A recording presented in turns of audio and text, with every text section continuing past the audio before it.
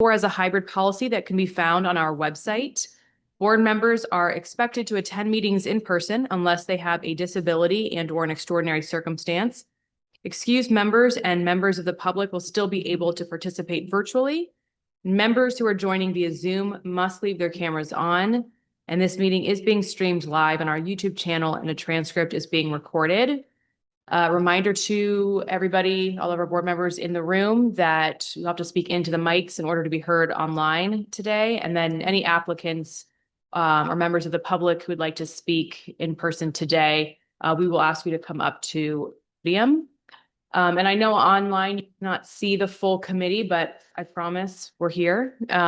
So we will just do a quick round robin of everyone's names so you know who's here. I am Wendy Gonzalez, co-chair of the committee. And I'm Frank Halazubiak, the other co-chair. Ted Reeves, member. Brendan McGrath, member. Thomas Garza, member.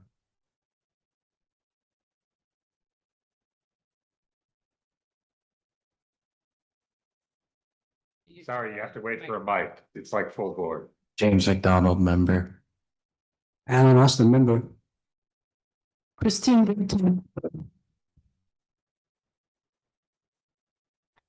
Amy Evchenko, member. Right, thank you, everybody. Frank, do you want to do your preamble? Yeah, so this committee will hear the applications in the order of the agenda. One has adjourned, item 10, 367.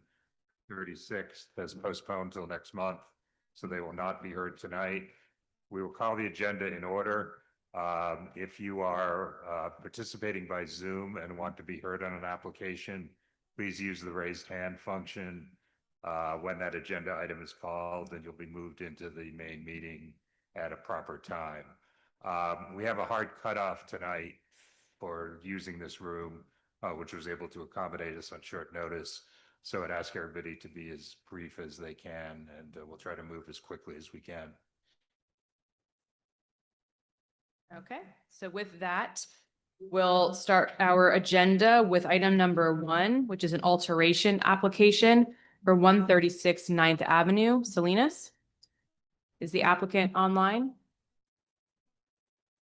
Please feel free to come off mute if so. Yes, yes, we're here. Hi. Hello, everyone. Hi, how are you? Feel free to tell us a little bit about your application.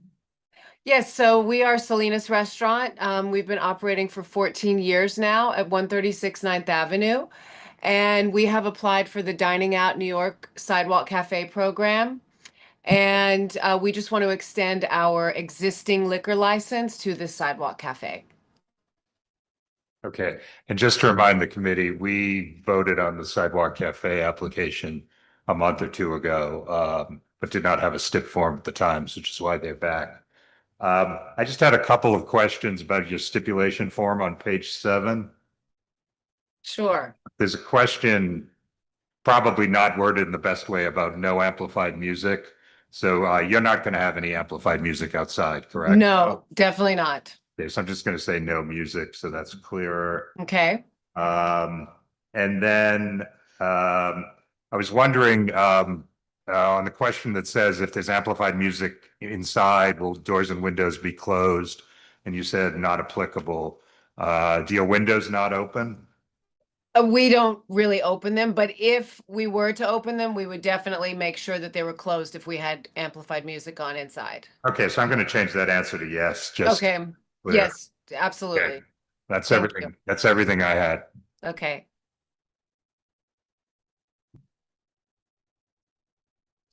Yes, so you were going to use vestibule. Breaking up, I'm sorry. Well, I couldn't hear that. Sorry.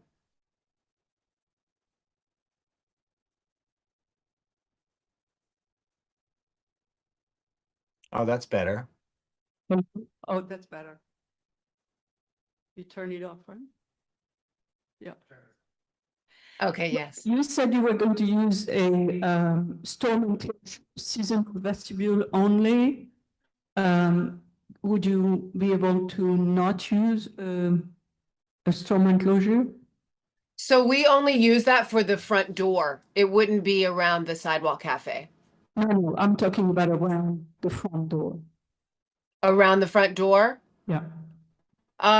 We kind of have to use it around the front door because it gets really cold in the winter. We ask that same question. Restaurants, and most of them say, fine, we won't use it. Or if you use it, limit to 15 inches.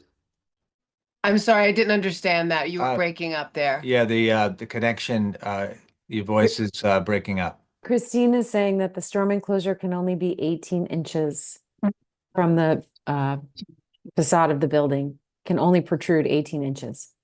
18 inches. Correct. That's it's basically a foot and a half. That's That- correct. That wouldn't allow the door to open. That is the door I heard in the room. Yeah, that's the door entering into the restaurant, but then if you have an enclosure, you would have to swing the door out in order to, there would be two doors, correct? Obviously. Is this about the sidewalk cafe? The No. storm enclosure? Okay. No.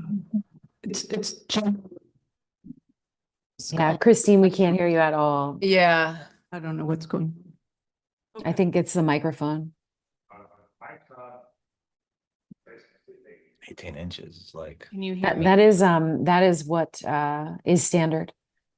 Are you guys able to hear me? Yes. Okay, so maybe that is just an issue with that microphone. Yes, we heard that perfectly. Okay. Is there anything? Christian, wait Yeah. a second. Maybe we need to send that mic over there. We'll share this. Well, it seems to get that mic was. Bring that back. Is it better? Much better. Okay. So anyway, you're going to have a sidewalk cafe around that, right? No, the sidewalk cafe is next to the door. It's not in front of the door. Oh, okay. Yeah. That's fine. This is the guidelines we have for our board. It would be appreciated if you would comply. Okay, certainly. Thank you. All right, any other questions from the board? Do we have any community members here for this item?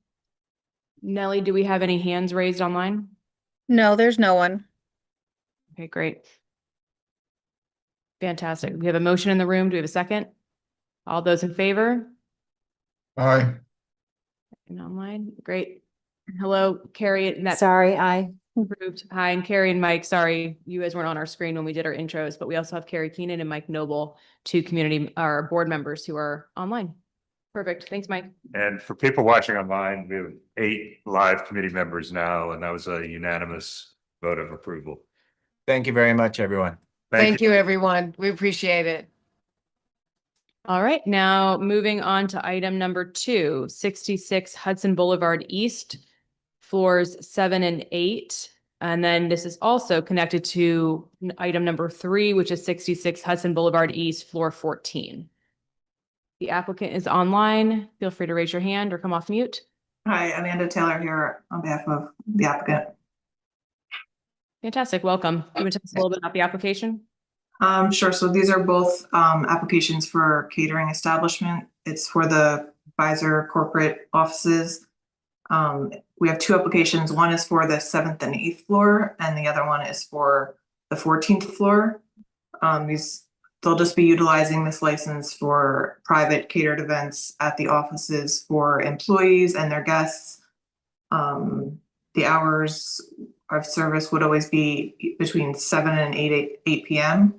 And there should be no effect on traffic or parking, as most of the people attending the events are employees that are already working in the building. I also have Josh Barbie, the general manager, is here. If you also have any questions about the premises, either of us could answer any questions. Great. Yeah, and so Frank and I visited this space and took a look at the outdoor space specifically. It is in Hudson Yards. There's really no residential around it. It's going to be used for, for corporate events, limited hours. So we didn't see any issues with it. But any questions from the committee? All right. Do we have any questions from the community in person? Nellie, do we have any hands raised online? No, there's no one. All right, thank you. We'll entertain a motion. Yeah, and so we'll bundle 2 and 3. If everyone's okay with that? All right, we have a motion from Christine. Do we have a second? From Ted? Fantastic. All those in favor? Aye. Aye. Great. Then that passes. Thank you very much. Thank you. All right, on to item number 4. This is 177th Avenue, Gordian Knot. It's the applicant online. Feel free to raise your hand or come off mute.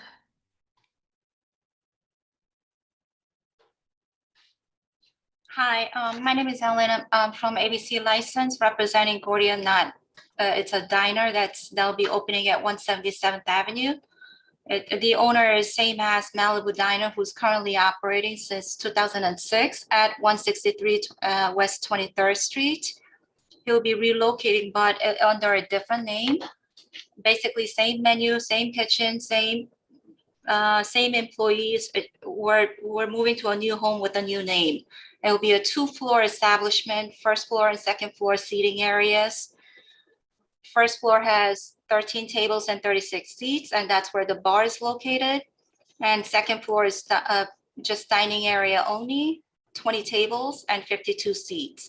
The hours of operation is 24/7, and there were concerns about the alcohol sales with the block association, and we cleared that out. It's 11 a.m. to 4 a.m. So the alcohol sales will be the same as the current Malibu Diner alcohol sales hours. Okay, as I understand it from your form, this had not been a bar or restaurant before, correct? No, it was a nail salon before, actually. Okay, and is the building residential above this space? Yes, there are some tenants. It's a mixed use. And did you reach out to the tenants in the building? Yes, we did. Okay, did you get any feedback? We did get from one of the block association, because after during the night hours, we will be using the first floor dining area only. And I think it was emailed to the committee board as well. No, I don't think we got anything about this. Okay, we spoke with the Chelsea Block Association, and they said everything is agreeable.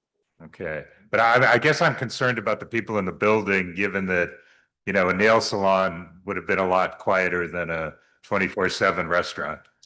We only have background music, and the windows and the doors will be closed, and the second floor dining area will not be occupied during the late hours, so the noise will not disturb them. Okay, would you stipulate to particular hours for the second floor dining room? 12 midnight.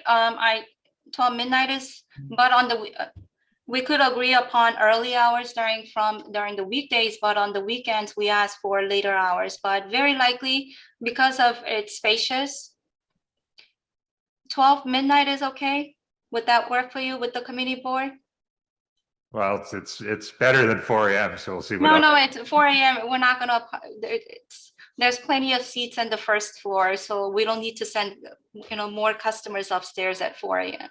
Okay, and how about in the morning? Because I assume that what time are you going to open it in the morning? 8 a.m. on the weekends, but I doubt it's going to be 8 a.m. on the weekdays. They want to serve food 24 hours, liquor from 10 a.m. to 4 a.m. So the question is, because there are residents above, what do we think about 8 a.m.? Well, let's see what other people think.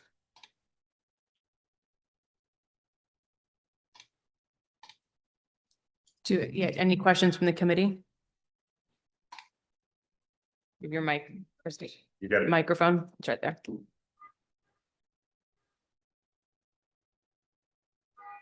Okay, can you hear me?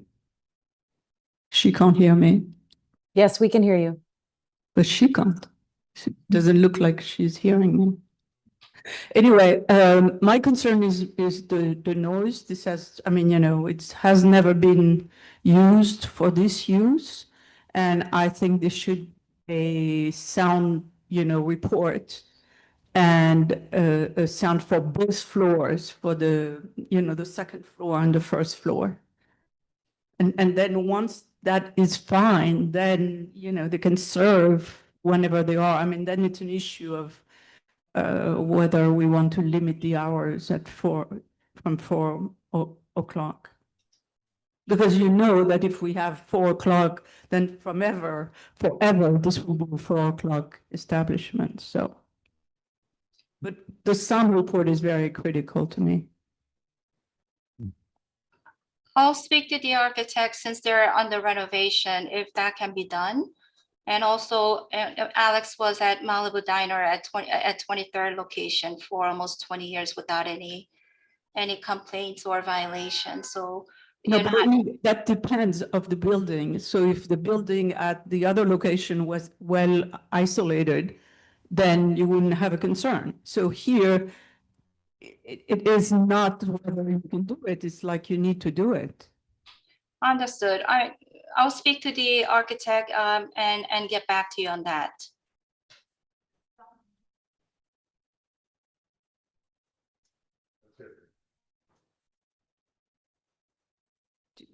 Other committee members with comments, questions?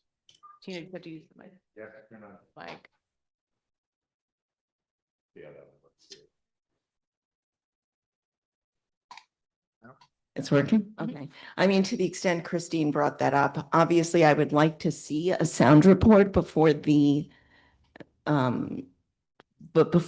board meeting. I'm very uncomfortable voting in favor without that, considering it sounds like a totally different business beforehand. I'm also concerned about the hours, but let's get through. I'm curious what the community feels about the hours.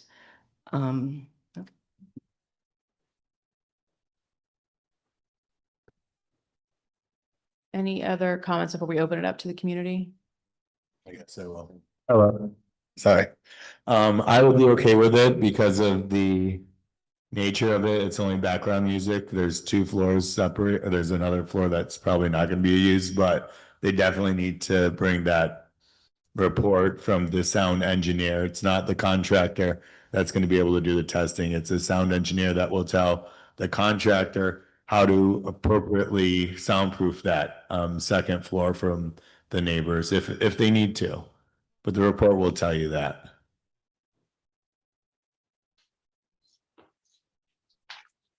I mean, I honestly, if we're even considering 4 AM, I think I'd want to see a sound report before we do that.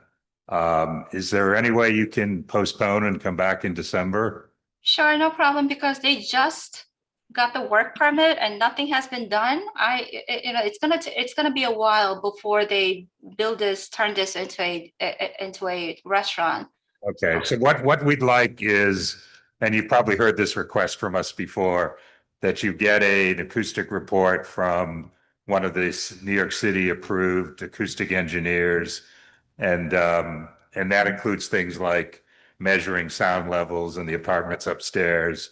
And then your client agrees to implement whatever recommendations the acoustic report says. And you can take this, if you're going to come back next month, you can take this back to your client and let us know what you want to do. But my sense of the committee is that, without that, we'd be very concerned about a 4 AM closing. A 4 AM end of liquor sales. Yes, but I think the acoustic report should be done after they finish the soundproofing, not before, as is now. Generally, it's not done like that. You have the engineer, the sound engineer, the acoustician makes a recommendation and the contractor execute the recommendation. So now the sound engineer will say, you know, you have to do this kind of insulation on the ceiling or on the walls. You can only speakers there, but if you don't do that first, you run the risk that your contractor does things and then the acoustic engineer says, no, you did it wrong. You have to redo it this way. So Understood. I That's- mean, speakers are on the first floor only. There's no speakers, there's no speakers on the second floor, but we'll get it done. Okay. Great. So the board office will send you a postponement form. You can come back in December. We'll put you at the head of the agenda. Okay, no problem. It's okay. And you'll agree not to file with the state liquor authority. No, we'll wait. Okay. Are they also going to talk to the people above? Yeah, and try to, you Let me know, get some support letters from that. There are two tenants upstairs, you know, one family on each floor. So we'll speak to them. Would that? that would be very helpful. Yes. That would be very- Okay. Okay, we'll get that done. Fantastic. Thank you very much. Okay. All right, then we are moving on to number 5, 615 9th Avenue, Five Faces, Inc. The applicant is on. Please feel free to unmute. That's our application as well, Five Faces Inc. It's a transfer application from current ownership to new owners. It's gonna be, the hours will be slightly different. They intend to operate from 9 a.m. to 11 p.m. It's a vegetarian restaurant with background music. No live music, no entertainment, no other sorts of entertainment. So aside from what you see is there's 12 tables, 40 seats inside, one bar with 4 stools. And the bar is long, it's about 13 feet long.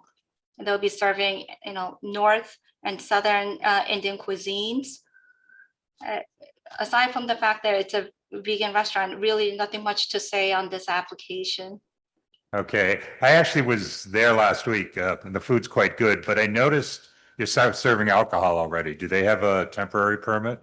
The seller has the temporary permit currently, and until the condition is they will not do the closing until he gets his permanent license, which is only a few weeks away. Okay, and there have been a couple other establishments in that space in the past few years, and they've agreed to 2 steps about not using the rear yard. I don't know the history of this. I guess maybe it was used in the past, but do you agree to those again, that there'll be no use of the rear yard by They will patrons? not use, the current operator did not, and the new owners will not. Okay, so we'll put those same steps in, no Yes. use, and the doors will be used only in emergencies to the rear yard. Yes. Okay with those? Okay, thanks. Any questions from the committee? Nellie, any hands raised online? No, there's no hands raised. All right, I will entertain a motion. Yeah. That was Is that a second, Christine? All those in favor? Aye. Great. Mike? Right. Great, perfect. That passes unanimously. Thank you. All right, on to number 6, 685 9th Avenue, UT Culinary Group LLC. Okay, last one, UT Culinary Group LLC. You know, we actually do this intentionally. We like to try to group things being handled by the same representative together, so you can do them all at once. Thank you, because I get to do all at once, and I can, I appreciate it. UT 47 Kitchen is currently operating at 683 9th Avenue, right next to it. She's opening another at 685 9th Avenue, which used to be a Chinese takeout restaurant.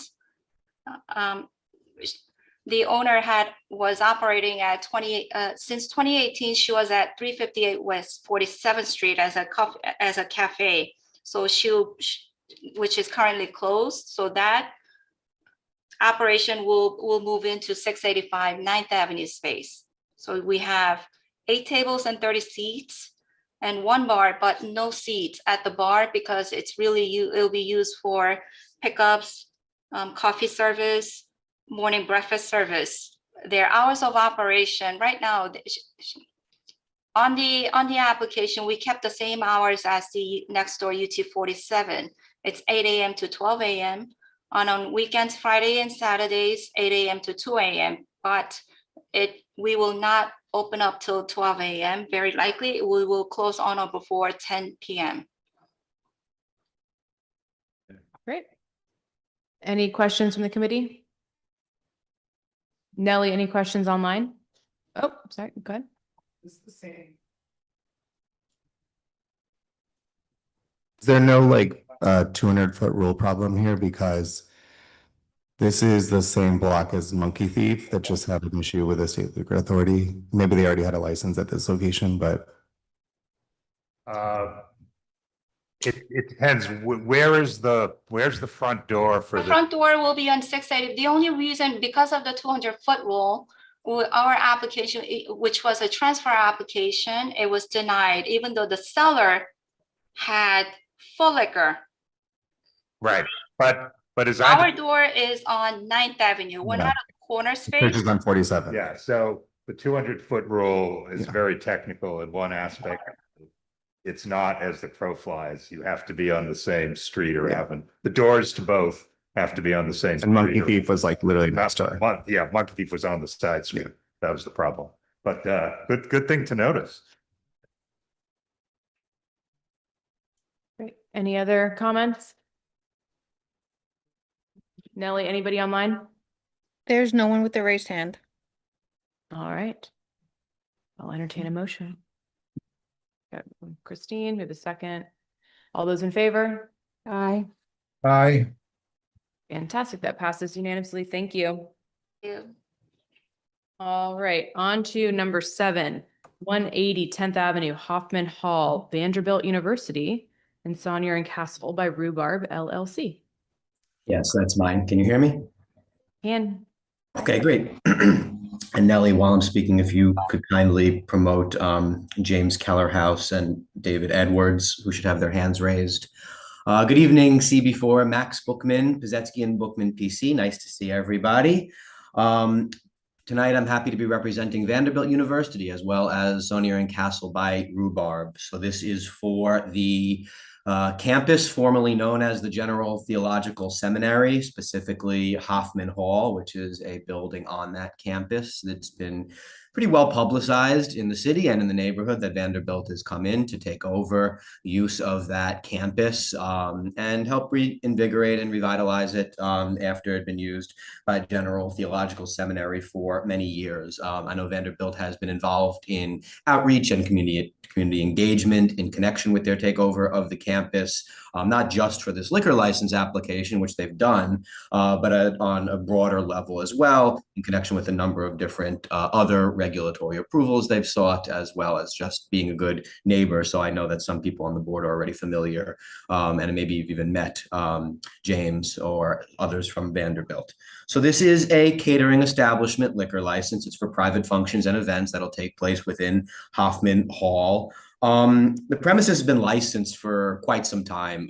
We did a deep dive. As far as we could tell, it goes back to 2007 and perhaps earlier. It's always been licensed. Who holds the license has changed hands over the years.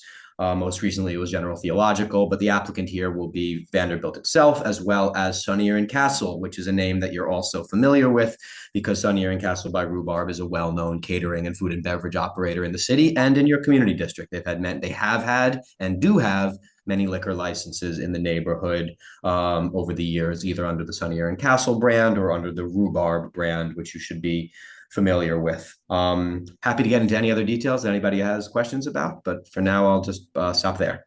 Yeah, I'm just trying to understand where this is physically, because the Highline Hotel has the same address, correct? Yeah, so there was a period of time, Frank, where the operators of the Highline Hotel were the same operators of this liquor license in Hoffman Hall, but they are separate liquor licenses. Hoffman Hall is a separate building from the Highline Hotel, and Saunier and Castle, as well as Vanderbilt, have no connection with the current operation there at the Highline Hotel. So we have a photo of the premises in our package, and it's a separate building. Okay, but it's sort of the same complex as the Highline Hotel. Yeah, I mean, it's the same block, but and it's all sort of one sort of the campus, if you will, but Highline Hotel is more on the 10th Avenue side than this is. Okay, and you're not, on this application, there's no outdoor space. No, no outdoor space. This just covers the interior portions of Hoffman Hall. Great. Okay, thanks. Great. Christine? Hello. So where's the entrance to that? Whenever there is a function, where is the entrance to get into the function? I'll let either James or David briefly address logistics, because I will say maybe it should be David, because Sunnier and Castle has been the operator under the outgoing liquor license that the seminary had since 2022, pardon. And so they've been involved operationally, and there's not going to be any change in who the day-to-day operator is. So David, why don't you address that? And you're on mute, so take yourself off mute. Hey, thanks for having us. Hello, everybody. It's the same entrance. James, you know the street address better than I do. What is the address of the street? So our main address is 440 West 21st Street. Okay, and then 10,000. Sorry, you're breaking up again, Christine. I'm sorry? We can't hear you.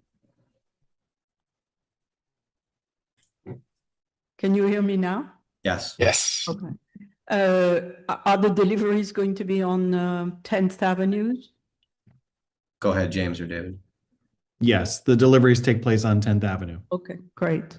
And you don't intend to open the windows in those rooms? I'm not sure if they're even operational. James, do you know?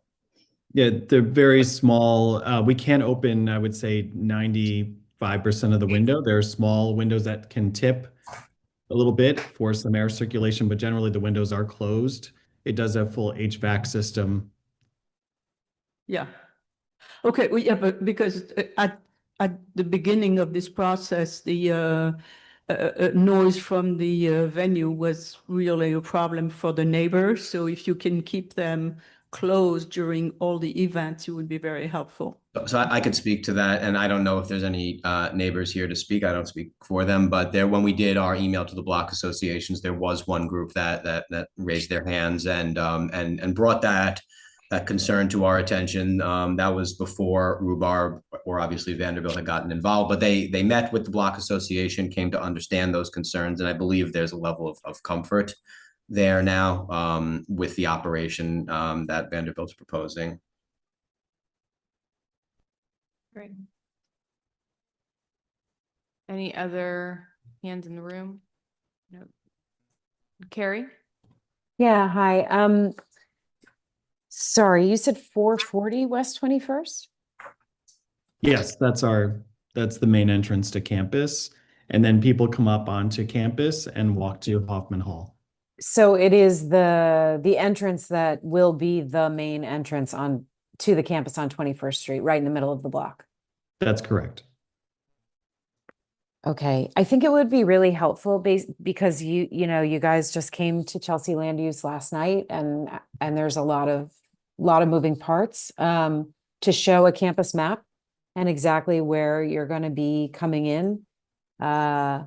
Because suddenly 21st Street, which wasn't always the main entrance for the seminary, is becoming the main entrance for both the campus now and the venue.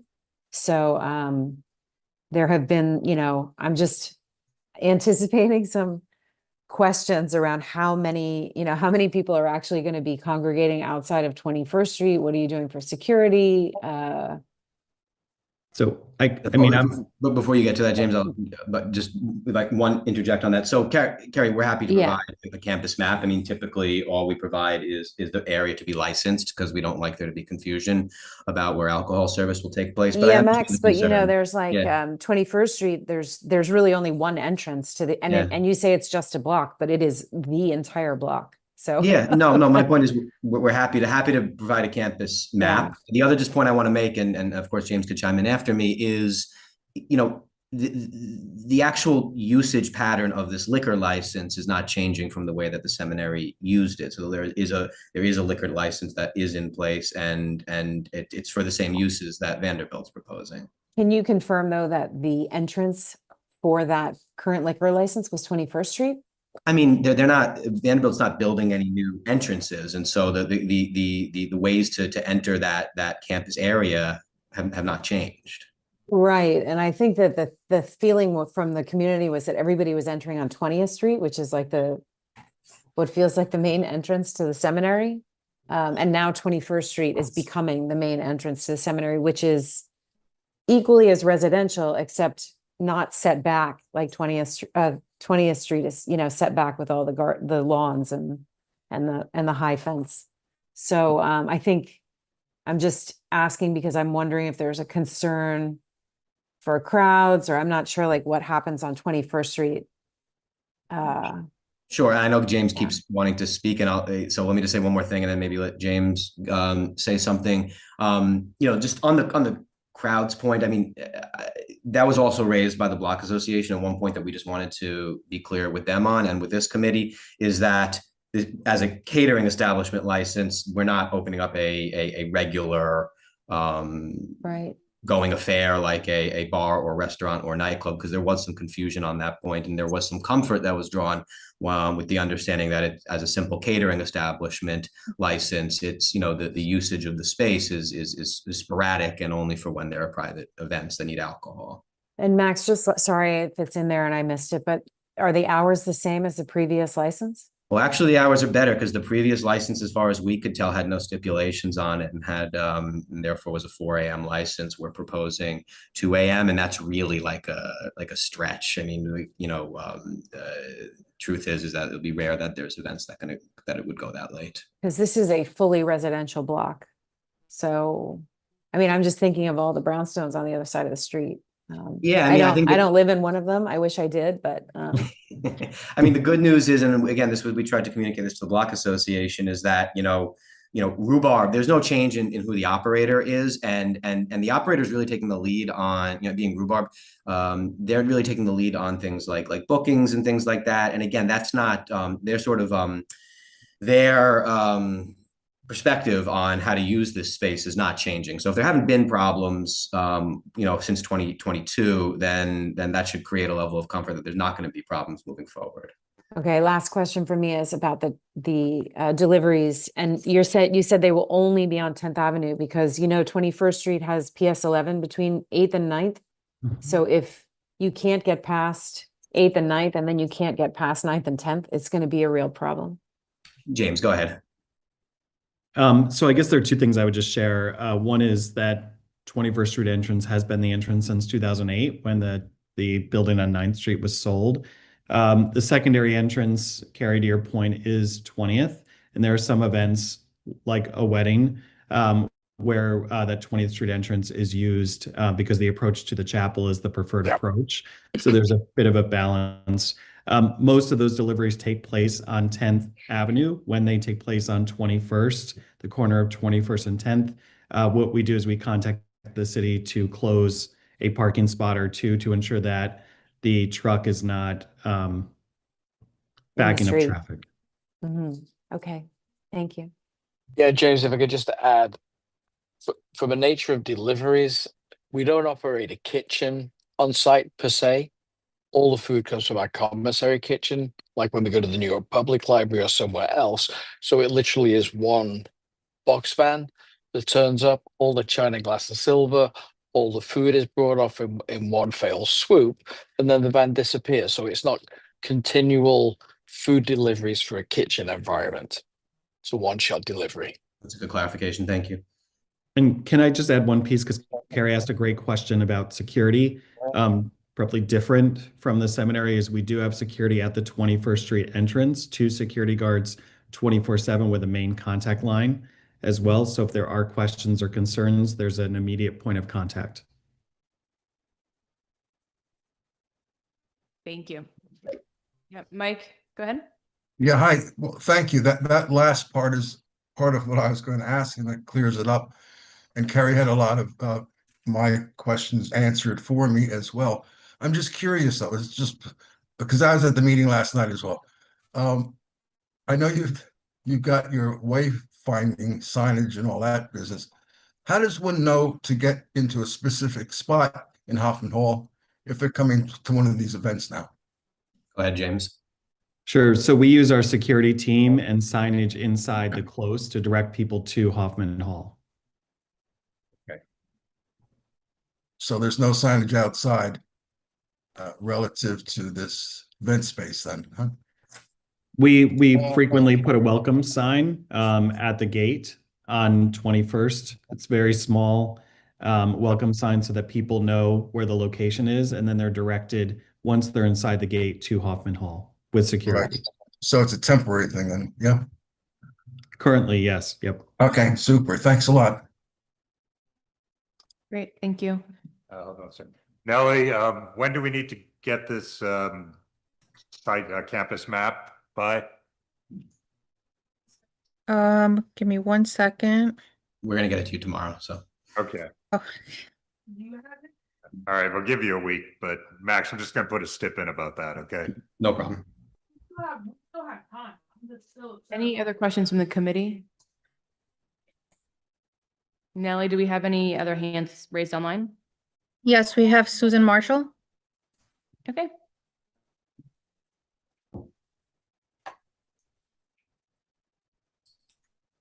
Hi there.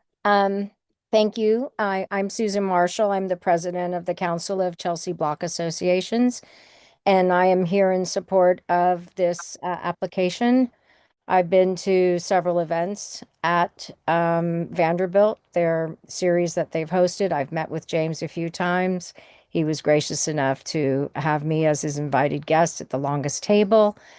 At my CCBA meeting last month, we did discuss this application, and there were concerns about the hours, the late hours, as well as the music, which you folks have already addressed. I hadn't had a chance to speak to James about it, except to, just quickly via email today. And he had informed me that he's been in touch with the community, and as you have already mentioned, the block associations there. I think that I mean, I've been to that entrance and I understand it is a brownstone block. It's a very residential block. But the times I've been there, there's been a security guard there. They have been so respectful of the neighborhood, and I know they want to continue to be good neighbors. And so I'm just here to support, with whatever stipulations the committee deems appropriate. And I know our organization supports it too. Thank you. Great. Thanks so much, Susan. Nellie, any other hands raised? No, there's no one else.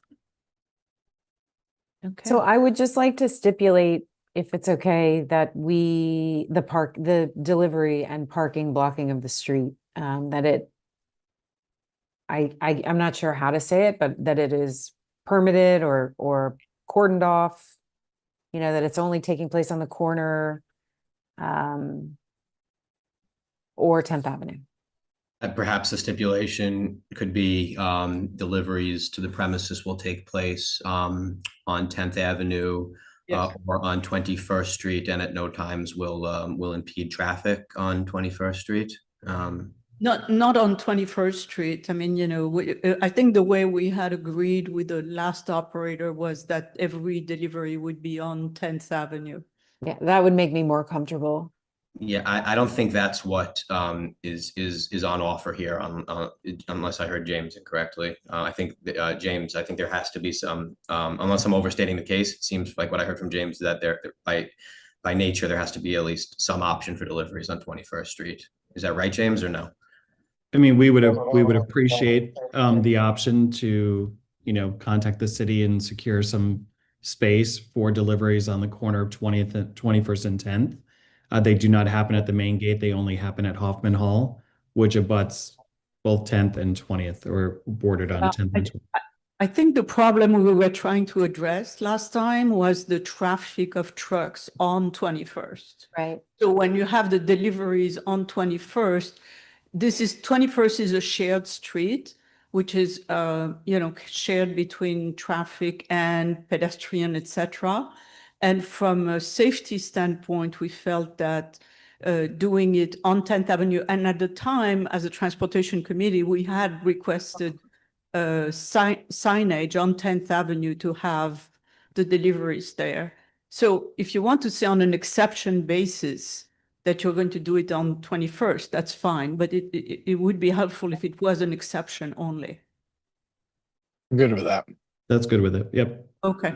Okay, so Max, you okay saying something like all deliveries premises will be on the 10th Avenue to the extent possible? That's fine with us. Yes, we understand the limitations there. Okay, Excuse me, Frank. Frank, yep. James, isn't there a service entrance right off the corner of 10th? The service entrance is on the corner of 21st and 10th. Right, so Yes, located on 21st Street. so that's where basically all your deliveries, from what I can see from living there, always parked on 10th Avenue. There was never any reason for them to be on 21st Street.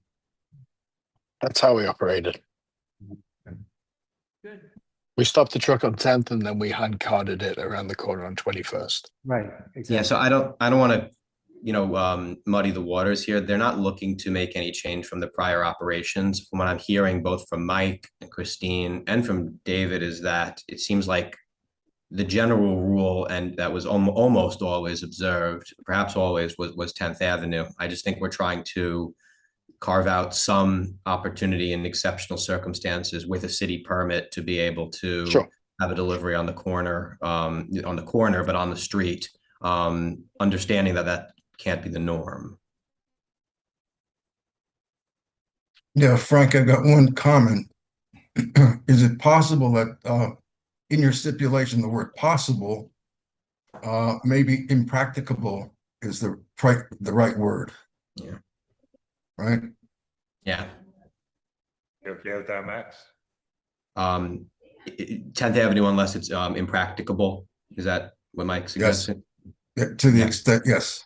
Yeah, that's fine. Again, and we just want, to Susan's point, I mean, Vanderbilt has tried to approach this as a good neighbor. We're not looking to make anyone uncomfortable with this. The plan is not changing from what it's been. It's just, we need a strict stip that just says never, ever, ever on the corner there on the street we just worry about that.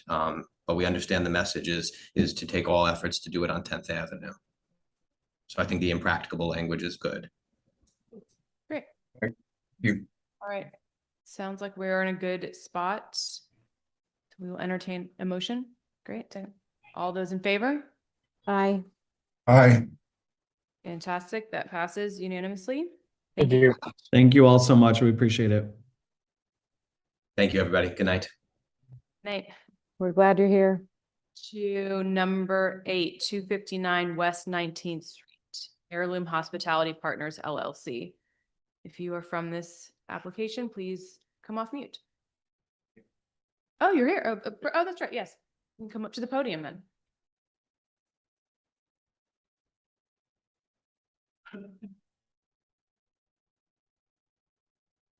Welcome, and just tell us a little bit about your application. Hi, my name is Bobby Karami. A few of you know me. I've had a few businesses in the community board. I was very fortunate to be a part of it, and still am. I was previously owner operator of Adela Wine Bar down the block between 43rd and on 43rd between 9 and 10. I also had the Harrow Restaurant on 49th and 10. This space, it's a small space. It's about 900 square foot. And basically it's going to be very similar to my operation at Adela Wine Bar. Background music, it's wine and beer only. Close fairly early, like 11 o'clock, weekends, midnight. There is no doors opening outside, no windows, not looking for outdoor seating. There is a small patio that I did a quick walkthrough with one of the members. It's about, I think about 12 by 8. And it fits maybe 8 people. And that's really it. I'm not gonna have any If the patio is an option, there will be no smoking, there will be no music, and we'll shut down at 10 o'clock. Yeah, I was gonna ask you didn't, on the question about hours in the patio, you didn't circle well, you're agreeing at 10 and 11? Yeah, of course. Okay. And then you also said, on music, you circled live music? No, No live music? no right? live. Okay, so I'm gonna Because change. honestly, there's no room for it. Yeah. Okay, and I think Alan went to look at the Yes, patio, he correct? was kind enough and came, did a walkthrough with me, yes. Yeah, the space looks nice. There are tenants above. I believe Bobby said he spoke to the tenants in the building about it. Yes, Um, I reached out to multiple people. Again, I lived in a community, so, and I have a 3.5-year-old kid, so I try to be a good neighbor and treat it as I was living upstairs. And all my prior establishment always followed through and never, everything I promised, I always kept it. No speakers outside. I'm sorry, Right. no. And I think there are other outdoor venues on either side. I think there's another restaurant a little bit west of you. Yeah, honestly, I have zero interest in having any outdoor space. No, not, I'm talking about in the backyards. The backyard? Yeah, they also use some. Yeah, there, like I said, there will be, I think you saw it. I mean, I think maybe you see 8 people, and there will be no music out there at all. And at 10 p.m. sharp, we'll be closing. I don't even mind closing at 9 in weekdays, to be considerate of everybody and whatever is needed.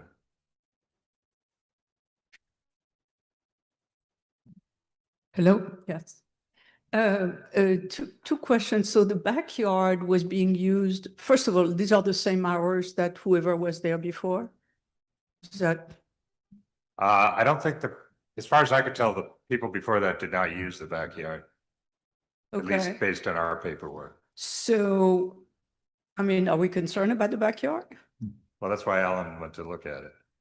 You're not? There are no residents looking over that? Right above.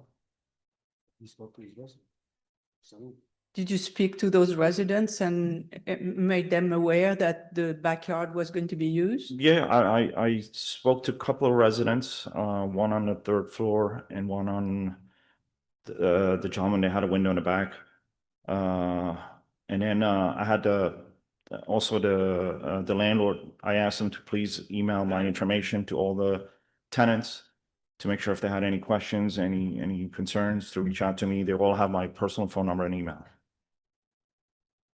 Okay, so I don't know. I'm concerned about the backyard. Because even if you have 8 people and the noise of the plates, if you have people right above it, you can hear it. But So, did you say you'd be willing to close it earlier, like? 9 Yeah, PM? I'll have weekdays at 9 and maybe Friday and Saturday at 10. Okay, I think that helped. yeah. Okay. And you talked about having a storm enclosure. That would be great if you could not have a storm enclosure. Enclosure? Storm enclosure. Oh, the one that you were mentioning, the 18 Yeah. foot? Yeah, no, I Yeah. don't do that. Okay, good. So we'll change that. I'll do it inside, so. Yeah, that's exactly that. Okay.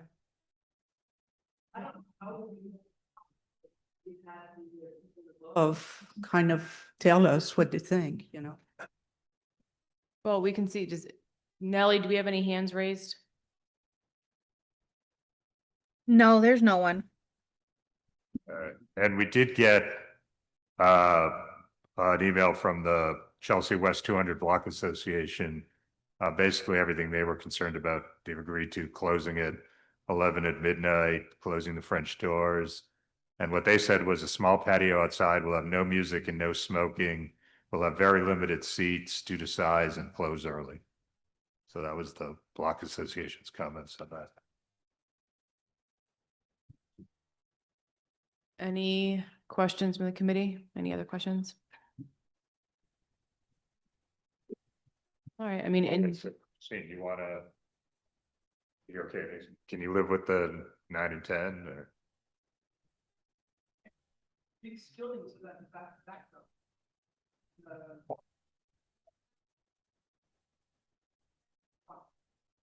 Fine, okay. Yeah, I mean, I think having the block association, that email and the fact that he's done outreach to the residents. And I'm surprised we don't have folks talking about it, but it sounds like he's followed the right channels, so. And that's, yeah. Okay. If we have no other comments, then I will entertain a motion. All right, I see a second there. All those in favor? Aye. Aye.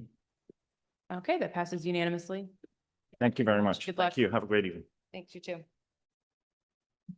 All right, then we are on to number 9, 261 11th Avenue. Oh, fantastic. More people in person. Great. We're not used to this. Yeah. Good evening. My name is Alan Beardsley. I'm the Vice President of Operational Excellence and Procurement at Caveen Hospitality Group. Joining me tonight is Colin Haley. He's the Director of Operations for Caveen Hospitality Group. Familiar with you. I've been here about a couple months ago for our newest location, our 15th location in New York, which is at 30 Hudson Yards. We're excited to be opening our 16th location at 261 11th. We are a global lifestyle hospitality company. We design and operate premium meetings, events, and flexible office spaces. This specific location is going to be opening at 261 11th. I'm going to occupy 3 floors, 50,000 square feet, and it's for meetings and events. So no flexible office spaces here. Yeah, so that's a quick overview. I just had a question about, you said you're gonna have live music? Yes, we will. What- So what- DJs, maybe some vocalists, perhaps a small band. So it's really geared towards a really experiential event. So you have your corporate meetings and events, but this is also experiential. So we could do a fashion show, we could do a gala, we could do perhaps a wedding, a birthday party celebration. So any type of live music or entertainment associated with those types of programs. Okay. Questions from the committee? What are the occupancy around you? The What, like, type of buildings, type of businesses? or- yeah, so it's completely being renovated. So the entire terminal warehouse, which is a really historic Oh, that's the landmark. terminal. Yeah, it's a warehouse. terminal warehouse. Okay, So there's going to be new restaurants, bars, eating establishments within the entire tunnel space. got it. Mhm. Other questions?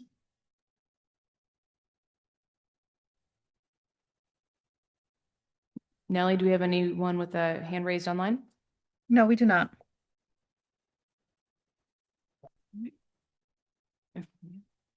See a motion, I see a sec. Oh, hold on. Oh, my apologies.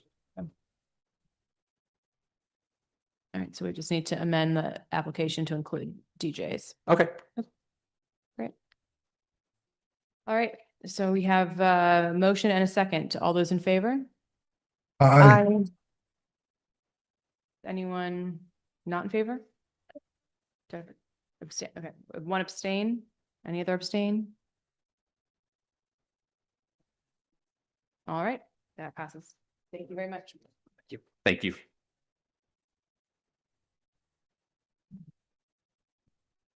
Okay, moving on to, well, number 10 was postponed, so number 11, 370 West 51st Street, Sama Za 51 LLC. Michael Kelly, representing the applicant. Yeah, Mike, just before you start, so just context for these, the next 3 items, 11, 12, and 13, is sort of 3 restaurant spaces that straddle the corner of 51st and 9th. They all had been owned by an operator, John Dempsey, who I think is well known to us. And he is selling all 3 of them, I believe, to the same new operator. So we'll do them separately, but there is a connecting tissue here. You just did half my presentation. Sorry. All right, so this is an on-premise liquor license transfer application for Samaza 51 LLC, doing business as Samaza. We're located at 370 West 51st Street between 8th and 9th Avenue. As I'll skip this part. So we're buying all 3 spaces from the same owners, Maureen Powell and John Dempsey. Avi Singh, David Moose, who's with me tonight. Hopefully I didn't mess up his name, and Rishi Rajpal are the same owners. So they also own, I'm sorry, they also currently own and operate same, formerly Monkey Thief at 401 West 47th Street. We have spoken to Steve Belinder and will be attending the Block Association meeting tomorrow night. Samaza will be a tavern OP selling pizza, similar to the current operator B-side. There are 9 tables with 23 seats and a 9-seat bar. The hours of operation are 11 a.m. to 1:30 a.m. 7 days a week. May close earlier during the week if there's no business. These are the hours I talked to Steve about. These are the hours that are existing. There's background music. There are no deliveries. There are opening windows, which would close by 11 on Friday and Saturday, 10 p.m. during the week or whenever there's music playing. There is no outdoor seating on this application. If we decide to do that in the future, we will come back. And the owners obviously will be devoting a lot of time, all 3 places altogether. And lastly, there's no storm enclosure. If there are any questions? Yeah, just a technical thing, Mike. I see on all 3 of these, you're calling them transfer applications, but it looks like it's a transfer from one place. Does that work? I mean, can you transfer one existing license to? Well, it's not a transfer of a license, it's a transfer of assets. Okay, That's all. So we're coming in with new entities in all places. got it. Okay, and we have an email that you might have seen from the Steve Belita and Katie Savage from the HK 4954 that says they've been contacted about these 3 places. The businesses will continue to operate as they were by the previous owner, doors and windows closed, 1:30, 2 a.m., 1:30 a.m. and 2 a.m. closing. They'll attend here and then going to meet with them tomorrow. We've had no complaints with these 3 businesses, and we'll forward any concerns after their meeting. And yeah, what we agreed on with 51st Street, it would stay at 1:30 all 7 days a week. And the other 2 places would be Friday and Saturday closing at 2 a.m., 1:30 the rest of the week. Probably doing one. Yeah, we should do it one at a time. Okay. Any questions on this application, the number 11, 370 West 51st? Nellie, do we have any hands raised online? No, we do not. Entertain a motion. I see second. All those in favor? Aye. Aye. All right, that one passes unanimously. Number 12 then, 754 9th Avenue. Any question, Monkey Thief 51, any questions from the committee? You want me to go through it quickly? Sure. Or, I mean, Okay, so we're taking over the space formerly occupied by Hell's Kitchen, which had an on-premise license. We're a full-service restaurant selling Pan-Asian fusion food. There's 17 tables, 83 seats, 2 bars with 18 seats. We have a 14-seat bar in the front, which is existing. And we're going to put a little small 4-seat bar in the back where our other tables are. Hours of operation, 11 a.m. to 1:30 a.m. Sunday through Thursday, 11 a.m. to 2 a.m. Friday and Saturday. There's a commercial establishment above us. The current approved hours were 1:30, 7 days a week, but we're looking to close at 2 a.m. on Friday and Saturday. Background music, opening windows, same thing, closing 11 p.m. Friday and Saturday, 10 during the week. No deliveries, no outdoor seating on the application. If we decide to do it in the future, we'll come back. And again, the owners will be devoting all their time to these 3 places. And we have an indoor festival. And is this the operation that used to be on 47th Street moving here, or is it? No, this 47th Street will be staying open. Yeah, but they changed the name on 47th Street, right? Yes. 47, we changed it to same from Monkey Thief. Okay. So we're just using that PBA. Are they using the same name, but it's not? Is it? It is. Sorry. Hello. All right, that should be David. Yeah. Hi, it's David. Sorry. There we go. Sorry. Yeah, we are moving Monkey Thief to the A side space. So we're keeping our our lease on 47th Street, where we've opened same wine bar. But unfortunately, because we can't operate Monkey Thief in this space, we're moving that concept to the A side space. Okay, thanks. Yep. All right. Any questions from the committee? Nellie, any hands raised online? No, there's no one. Okay, I will entertain a motion. I see it. Fantastic. All those in favor? Aye. Aye. Okay, that passes unanimously. Thank you very much.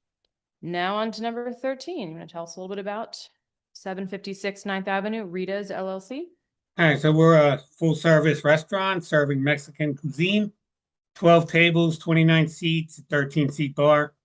Hours of operation, 11 a.m. to 1:30, Sunday through Thursday, 11 a.m. to 2 a.m. on Friday and Saturday.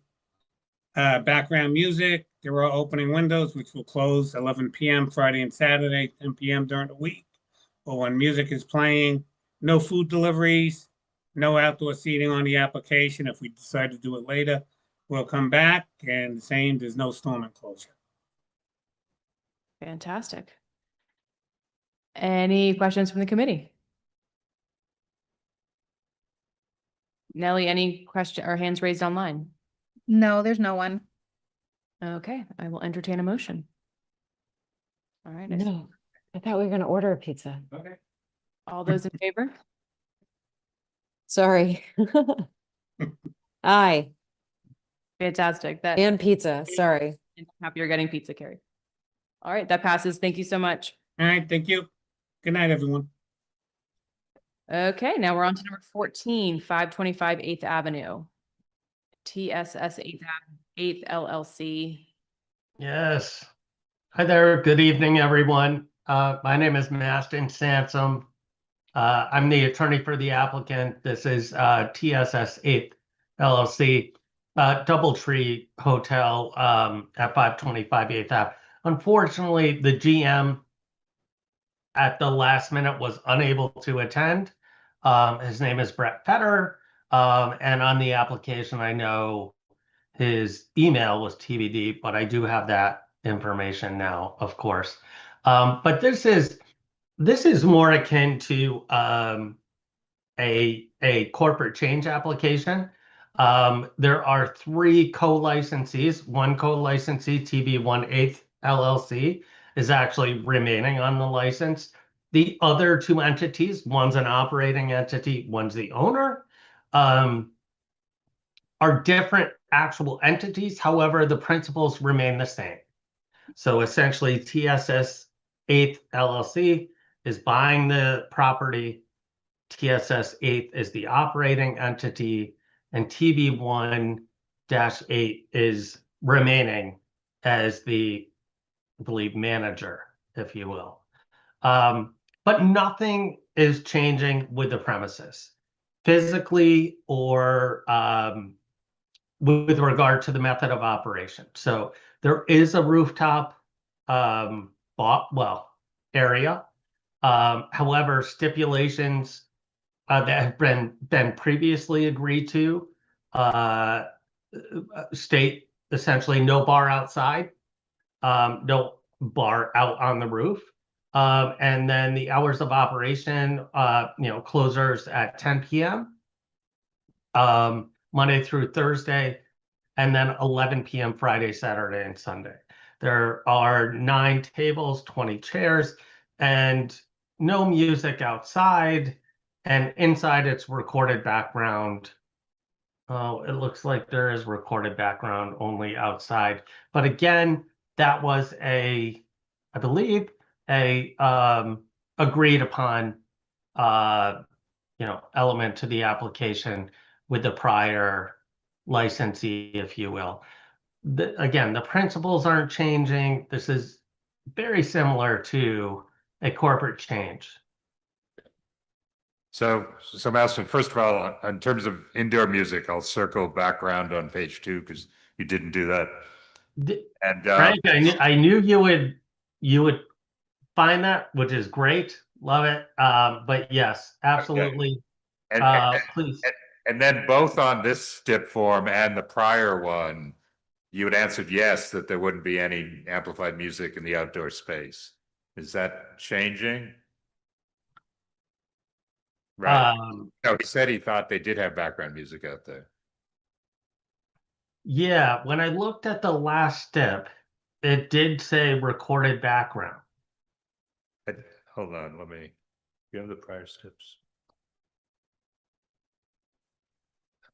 While we look at those, I'm assuming, well, you actually did carry over the other stip that says you won't promote or advertise the rooftop other than to hotel guests. That's correct. Is this the earlier one? Yeah, it's one of the music bridge.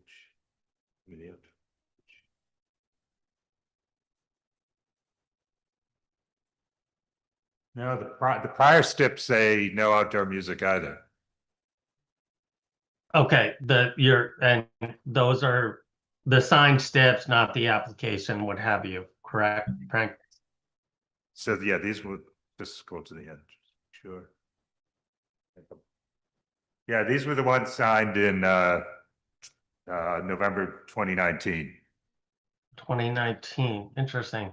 There may have been, some 2021. Nellie, did you find any intervening steps on this? No, but I can look again. Okay, but you only have there's only one set of prior steps, right? Yeah. Those are the ones you have are the only ones that I found. Yeah. Okay. Yeah, it looks like there was an application in 2021. Updated step signature here. Let me just look at confirm. Sorry. Yeah, if you look at the relevant page would be the one about outdoor dining on private property. Okay. So of course, it's coming up blank here. So look, you would be certainly the controlling entity. So if that's what it says, that is what we would agree to, because we have no intention on agreeing to anything that is not currently in there. Okay, thanks. Yep. Yep. There you go. Okay. So I happen to live not far away, and I walk back by very often. The garbage is a real issue. There is a mountain on garbage which is being put on the sidewalk extension, and it's being put out, like, for example, I took a picture, it's being put out at 6 o'clock. And I don't know when your carding company is coming, if it's coming at midnight or whatever. Normally, what you should do is keep that in your property until the carding company comes over. It's not being done. Sometimes there are so many bags, and then there are a lot of people opening the bags and doing exploration there on the sidewalk. So if we could have a stipulation which says that you're going to keep your, garbage inside until right before the pickup, I think it would make a huge difference. It's not nice for your hotel as well. It's all there in front, Yeah, no, I agree. So Yeah. that's my comment. Do you want some kind of stipulation about it? Yeah, What it's would you like, say? we say garbage will be kept inside until very shortly before the carting company comes, something like that. Yep. You okay with that, Master? Yeah. Yep. Thank you. Any other questions from the committee? Nellie, do we have any hands raised online? No, there's no one. All right, I will entertain a motion. See, 1 second. All those in favor? Aye. Great, that passes. Thank you very much. Thank you so much, everyone. Thank you. Right. Have a good night. Thank you. And that brings us to number 15, 549th Avenue, Flower and Co. USA LLC. Good evening. My name is Shinpei Kawasaki, and I'm the attorney for the applicant Flower & Co. USA LLC. I am accompanied by Hanako Sumida, one of the principals of the applicant. We're here for the on-premises liquor license application for 549th Avenue. The premises was previously occupied by Top One Top Inc., which operated a Japanese ramen restaurant under a restaurant wine license. The applicant will take over the premises and maintain the same style and operating methods of a Japanese ramen restaurant. The restaurant is very small, consisting of approximately 840 square feet on the ground floor and an additional 840 square feet in the basement. And they will have one customer bar and one service bar on the ground floor. And they will have 15 tables and a ramen counter, which will be designated as a customer bar. There will be 30 seats at the tables and 8 seats at the ramen counter, which makes 38 seats total. The operating hours are Monday through Thursday, 11 a.m. to 12 a.m. I'm sorry, 11 a.m. to 12 a.m. Friday and Saturday, 11 a.m. to 1 a.m. And on Sunday, 11 a.m. to 10 p.m. And we made an error on the 30-day notice, but the restaurant will have a full kitchen and a full menu. Only background music will be used, and the front French door will be kept open during the summer months, but they will agree to close the door by 11 p.m. I'm sorry, door by 11 p.m. on Fridays and Saturdays, and by 10 p.m. on all other days. And the applicant expects to host 1 to 2 private events a month. Those will be birthday parties and corporate events. And if you have any questions, I will be happy to answer. So the only thing I noticed on the STIP form on page 5 is they're agreeing to close the windows and French doors at 10 p.m. and 11 p.m., but they are not agreeing to our other request that they close them whenever there's amplified music played inside, saying that they're only going to play ambient background music inside. There will be a very small volume music.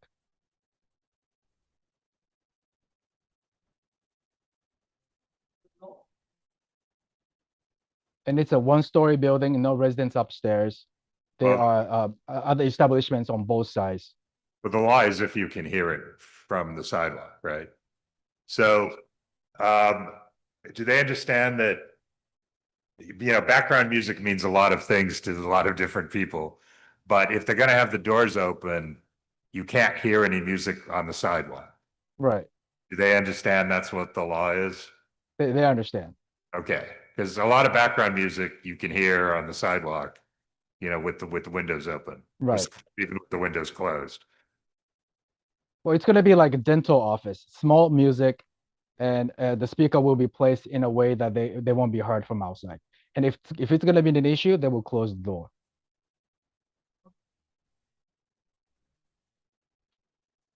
Any questions from the committee? Nellie, do we have any hands raised online? No, there's no one. Okay. Anybody here? Yeah, anybody from? No, Anybody here? Okay. not on this one. All right, then I will entertain a motion. All right, all those in favor? Aye. And Carrie, you as well? Okay. Yes, sorry, I said so, but I think Mike and I said it at the same time. All right, just want to make sure. Fantastic. Thank you very much. Thank you, everyone. Have a good night. Thanks, you too. All right, then number 16, 623 9th Avenue, West 44 Diner LLC. Oh, fantastic. A lot of in-person tonight. This is great.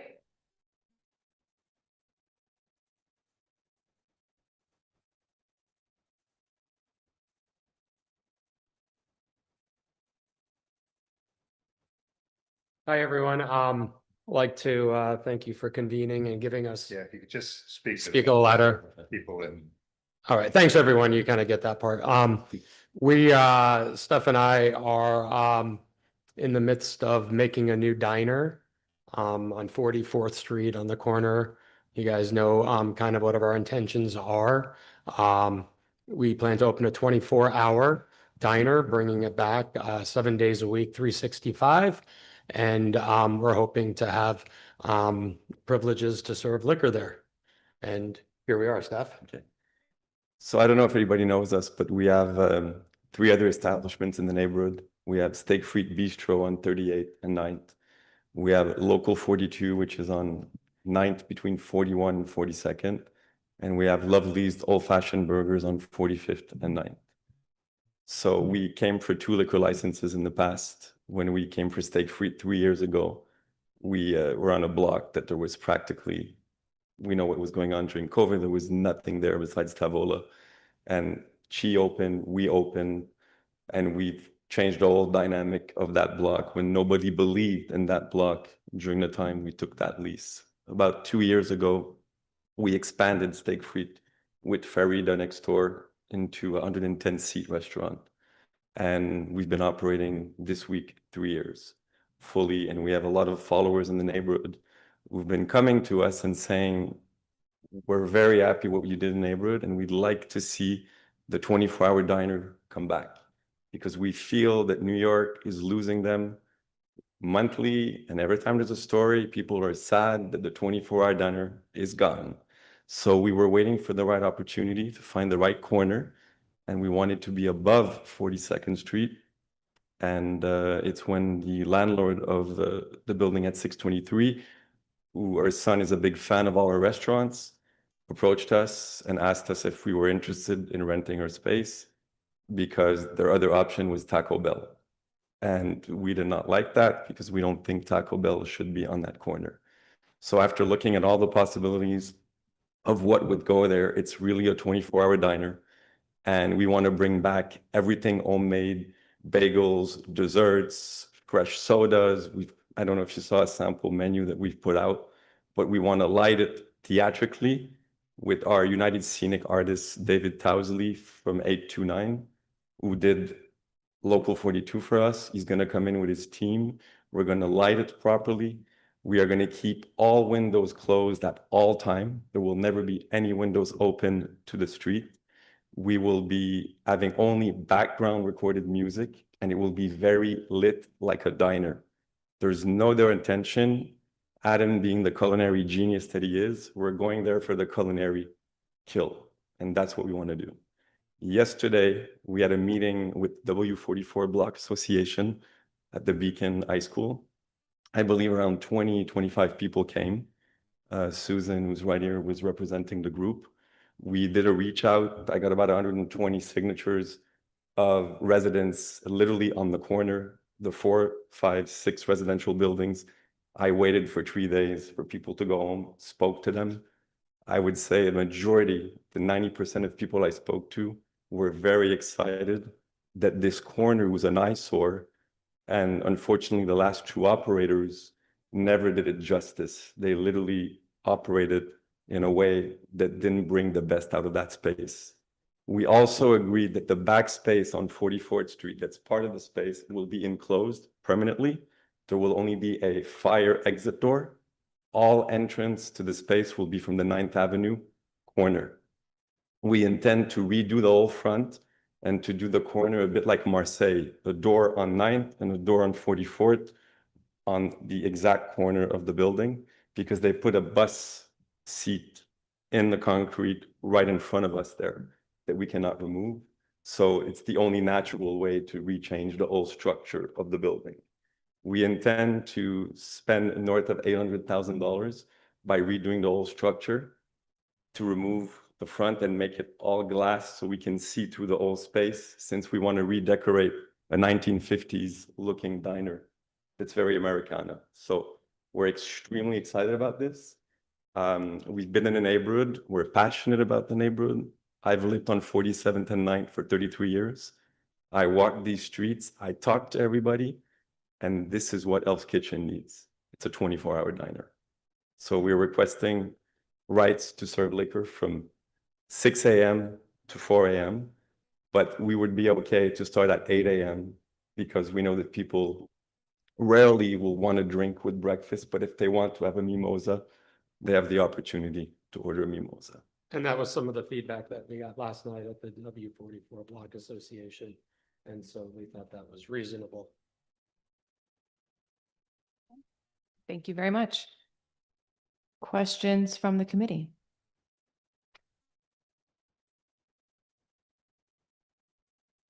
And I know we got a couple of emails, but Nellie, do we have any hands raised online? No, there's no one. She's right Oh, here. oh, sorry. Great. Hello. Come on up. Yeah, come on. Come on up. We're a team now. We're on the same block. We just joined the block. Okay. Hi, everybody. Nice to see you guys again. Susan Amiel. I'm the president of the West 44th Street Better Block Association. We've met with Adam and Stefan a couple of times, twice with the board and once with the Block Association. The space that they're taking over, we're very excited by the concept. The concept is fantastic. I think the Block Association is supportive of the 24-hour concept. I think, however, if anybody knows that corner, there are some challenges with that corner that we just want to make sure that we have some stipulations to address. First, the corner of the building in question is a couple doors down from a very popular bar called Rudy's, and they have a lot of people who are congregating outside and smoking and talking and all of that great stuff. With regards to the liquor hours, we are a little bit concerned that some of the rowdy participants of Rudy's may go into this establishment after. So we just don't want a continuation of a bar. So we talked last night about sort of limiting the operating hours for the liquor license to around 10 a.m. to 2 a.m., something along those lines. Number two, with the door design, I don't know who actually put in that bus stop bench, but it was the worst place for them to put it, and nobody actually asked us. I think that there is concern that if the door design actually opens onto 44th Street, that could lead to some of the congregation of the crowds from Rudy's onto 44th Street rather than remaining on 9th. And so we obviously don't want a lot of congregation, loud noise, and smoking and that kind of activity to impact the residents and the neighbors on 44th Street. In addition, there has historically been drug dealing activity on that corner.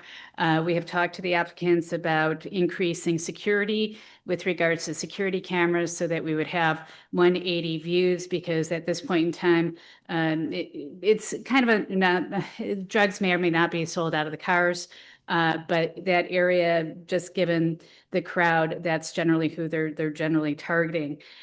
So we would ask that any door design not open up directly onto 44th Street, that it's still, that folks would still be entering from 9th Avenue. Finally, I think I just talked about this with the security, just if we have some type of security or something at night to make sure that folks are not congregating on the 44th Street side. And that you guys talked about having security cameras where the police have access to that footage. We would be 100% support of that. We'd love for you guys to be part of our community. And so we're kind of a tough crowd. If anything happens, I think we're pretty okay with, voicing our concerns with you. But for the most part, we're very excited and we're looking forward to a new life with this building. Okay. Susan, just one question about the door. I think what they're contemplating is, sort of like Marseille has, but one door on 44th, but it'd be literally on the corner. Yeah. Is that a problem? I think that the concern was any door coming out of West 44th, but I think if it was, still on the corner and not necessarily facing the road directly, I think that I guess what I thought it was, yeah. Like 45. I know. I think as well. First of all, we have a problem because we can't put a ramp because of the bus stop. Because if we put a ramp, Sorry, you need to. the bus stop. Sorry, and the ramp. you need to talk about that. So the issue is that the seat that they put at the bus stop, if we put a ramp, there's only going to be 4 feet between the seat and the ramp to walk through. We cannot have an entrance with a ramp. So the only way is to do the ramp coming on the 44th, but to the corner of the building, right on the edge.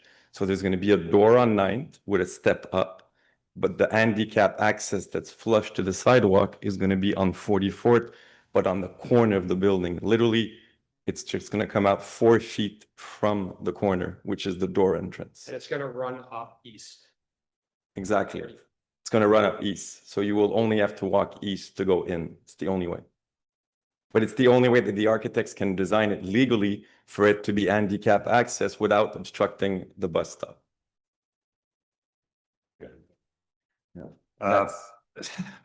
So I've lived, yeah. Thank you very So I've lived on this block for 20 years.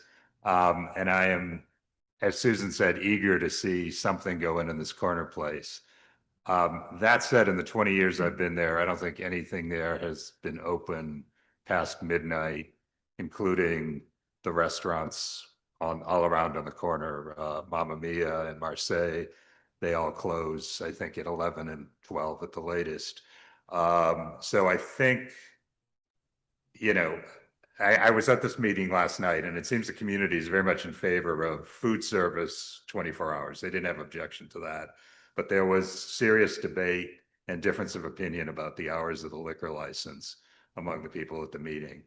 And you know, I'm still thinking about this, but I just want to flag it. I think it is a big step taking this location to a 4 a.m. license with 24-hour food, particularly because right next to it is a pizza place which stays open late, and then Rudy's. And if you walk by there anytime from like 11 p.m. on, there are already, you know, 20 or 30 people hanging around, random illegal activities going on. I could buy drugs basically any night I wanted to walking by there. So there is concern about that corner and what this would do. Frank, can I say hello? Yeah. Hi. All right, Trainer. I'm just curious as to one thing, and it's good to see you all. Just if we can have 24-hour service, then why can't we have 4 a.m. closing, 4 a.m. alcohol service? Tell me you don't think this is going to be a rowdy place or anything like that, right? Well, we don't know that. I know they have explained their concept of it not being a rowdy place and a brightly lit diner, but there's only up to a point you can control your clientele. And I think if you cutting off liquor, it becomes a different clientele. People will know they can't go there to drink. Whereas if you have liquor till 4, people are going to come in, you know, people are going to drink there till 4, come in drunk at 4, and, you know, sort of continue eating. Well, if they come in at 4, they're not being served, right? They can come in various states of inebriation looking for food. And that's probably a good thing. You know, the only other 24-hour place we have is Empanada Mama on about 50th and 9th, and that has been a troubled location down through the years in the late morning hours. Again, I'm just sort of flagging this. I'm curious about the discussion. I think Empanada Mama is not a diner, and they open their windows, they play loud music, they're a Latin concept. We are completely the opposite of that. We are going to be enclosed. We're bright lighting, American diner, lots of food. So we think we're going to help the patrons that come out of Rudy's that are just doing nothing there. If they want to come and eat to sober up, then this is a good option. But we're not necessarily just targeting Rudy's customers. We're targeting hotel workers, hospitality workers, people who work the night shift. I mean, diners were 24 hours forever, and they seem to work at a certain point. Sorry. Christine and Inga. Yes, so that sounds like an exciting concept outside of the liquor license. Are you going to have a security person in front of the door from, you know, I don't know, midnight to 4 o'clock? We'd be willing to put a third-party licensed security company from midnight to 6 a.m. if needed.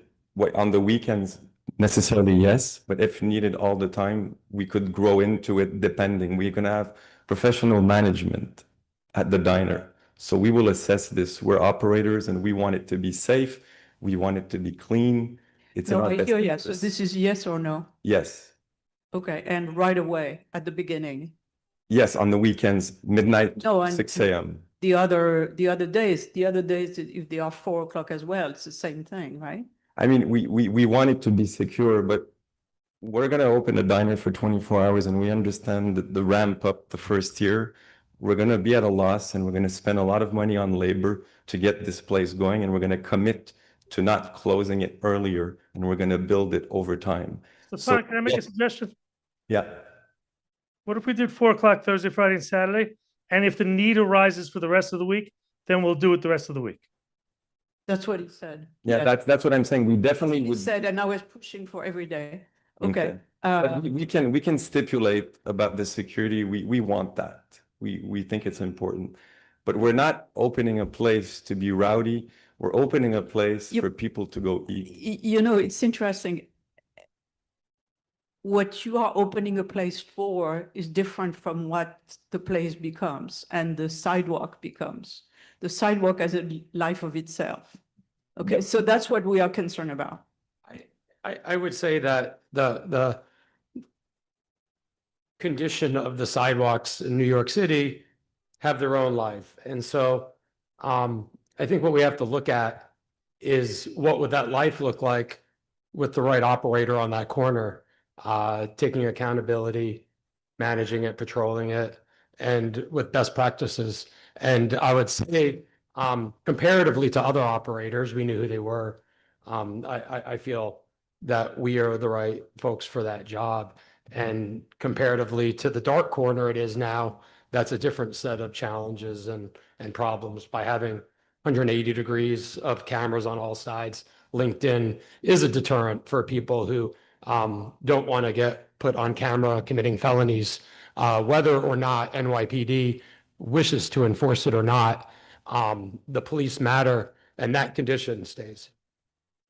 Can I also say one more thing? I'm sorry. Frank, to your point, you recognize that these guys come from a very strong restaurant background. They're not bar guys. They're not bar guys. Let's get all the comments from the board and then I'll let you respond. Sorry. Nick, you good? I think you need the mic.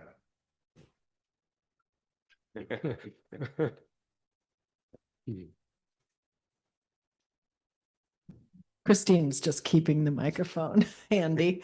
I would be uncomfortable with a liquor license that late, 7 days a week. I'm uncomfortable with it even Thursday, Friday, Saturday. But that's up to the people that live on the block more than us. I personally would not, if I lived there, I would not want them to just start like that. I think an earlier start, and then depending on what kind of operator they are and prove themselves, they can come back and ask for later hours. If you're not going to be making all of your money on the 1 a.m. to 6 a.m. drinkers, and you really want to be an all-day diner, as you're saying, 24/7, then I don't think you need the alcohol that late at night. That's just, I couldn't vote for it that late from the start.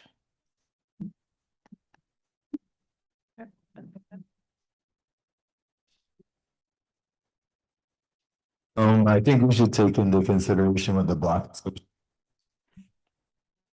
association said about their concerns about the hours. Obviously, it's important. You know, the rush of crowds coming in the last minute when they're like, oh, everyone's hungry.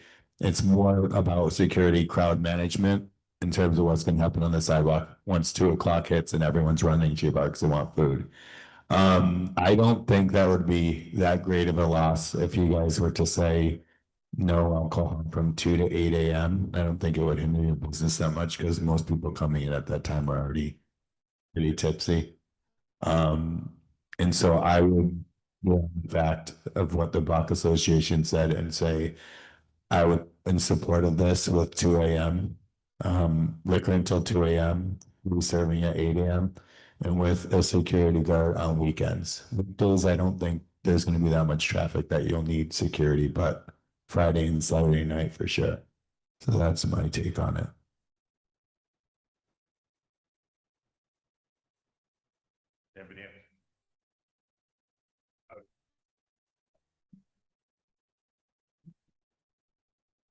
All right, Really quickly, I'm sort of agreeing with Ted, but I think we can't like put the crime or they can't solve all the problems. Like that's not the job of the business on the corner. And I think it's a net positive to have a business that's open and has someone who's caring about the sidewalks on both sides and has someone to shoot people away who shouldn't be there or call the police. So I think, we'll hear from you whether you're willing to accept, but overall, I'm supportive of this, generally speaking. great. Can I make a comment? Just see if there's anything else. Yeah, Nellie, do we have any hands raised online? No, there's no one. Okay. Just,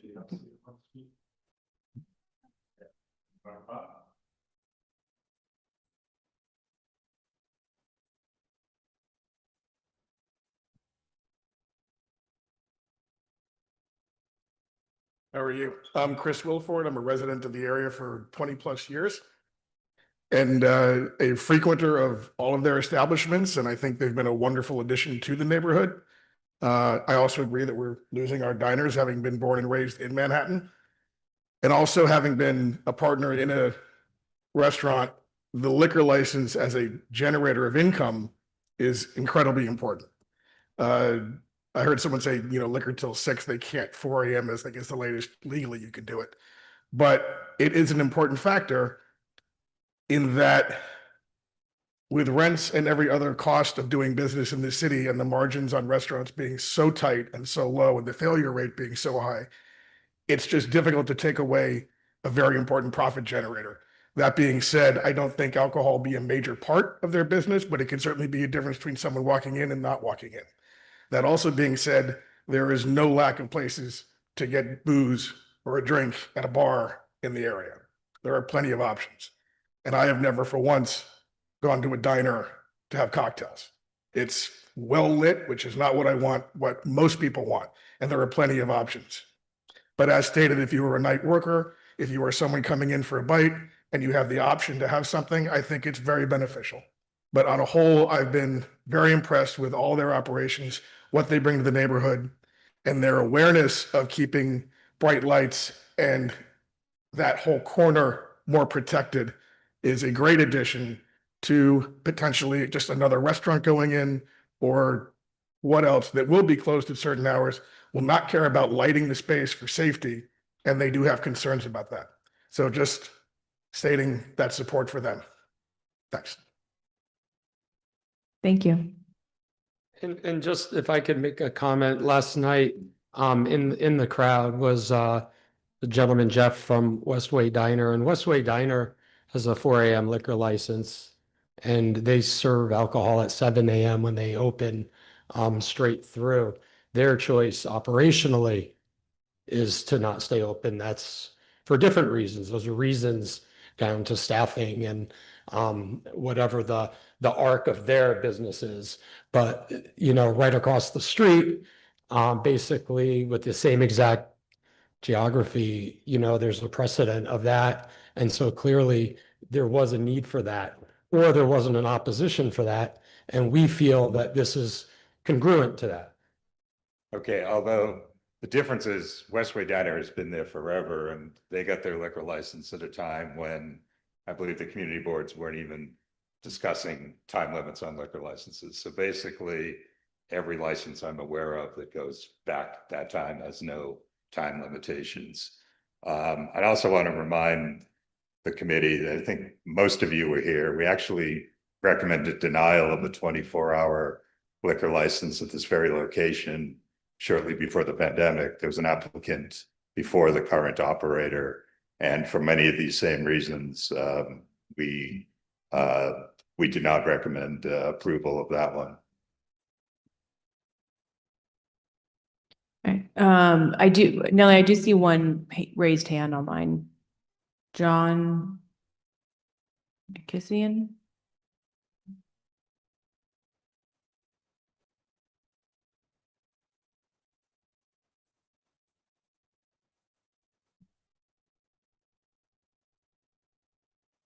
Hi, John, if you want to unmute, feel free.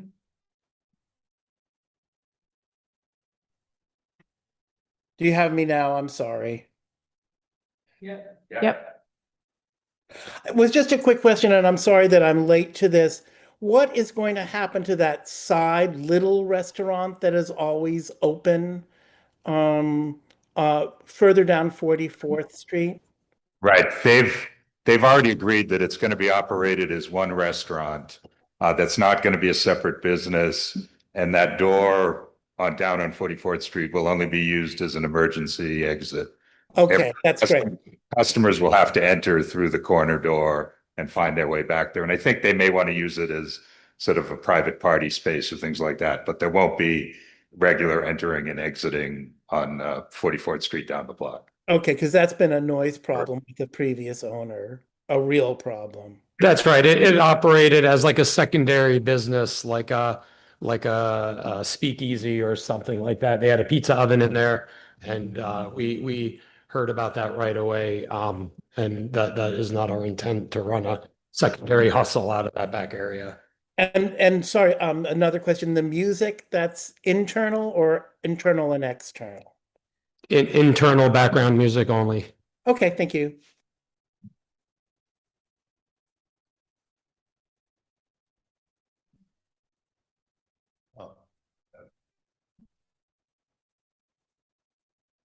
Yeah, I didn't hear anyone say that we were thinking of denying the liquor license, which I sort of heard you guys saying that we were thinking of that. That was never put on the table. What's put on the table is the fact that the Block Association is concerned about hours. When I hear a Block Association is concerned, I have to listen to them. I don't know why we have to go to 4 a.m. every day of the week right now. I don't see the rush. I think your idea of bringing a diner is wonderful. But I do have an issue between rushing into between 2 a.m. in the morning and 8 a.m. I might have misunderstood the Block Association, but I don't think I did. There's no liquor till 8 a.m. It's 8 a.m. start to 4 a.m. So there's no 2 to 8. Just Okay, somebody threw that out, so I'm yeah, sorry. it was not the case. But Right. And frankly, I think that sounds reasonable to me. I don't think that that's an unreasonable request because this is a new business in a new space. And I can understand people's concerns. Listen, I think you guys are probably going to be great. I just don't know you, and I do have to listen to people who have expressed these concerns. the meeting yesterday, just to reconfirm with Susan, there was a vote that was taken, and if I'm there correctly, when we asked for hours of operation, 24 hours, everybody said yes. When we said it was 6 a.m. to 4 a.m., they said we don't like the morning 6 a.m. If we could go a little later in the morning, but we're okay with 4 a.m. That's what I heard.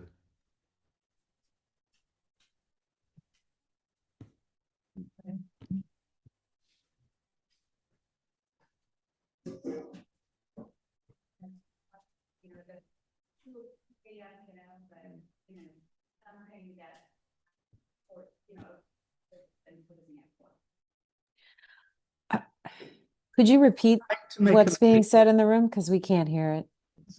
I'd like to make a motion. So, yeah.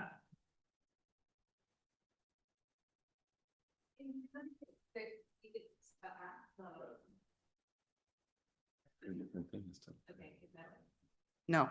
This book? Okay. Yes. The community very supportive of the restaurant and the concept of the 24-hour diner. So everybody agreed that they were okay with the restaurant being open for 24 hours. It was the operation of the liquor license, where it was proposed from 6 a.m. to 4 a.m. And that's where we wanted limitations was on that liquor license, whether it's, closing at 2, but again, going to your concept, if we get some experience and understand what the crowds look like and understand what the clientele looks like. And then we talked about, discussing it again once the liquor license was renewed at the first renewal.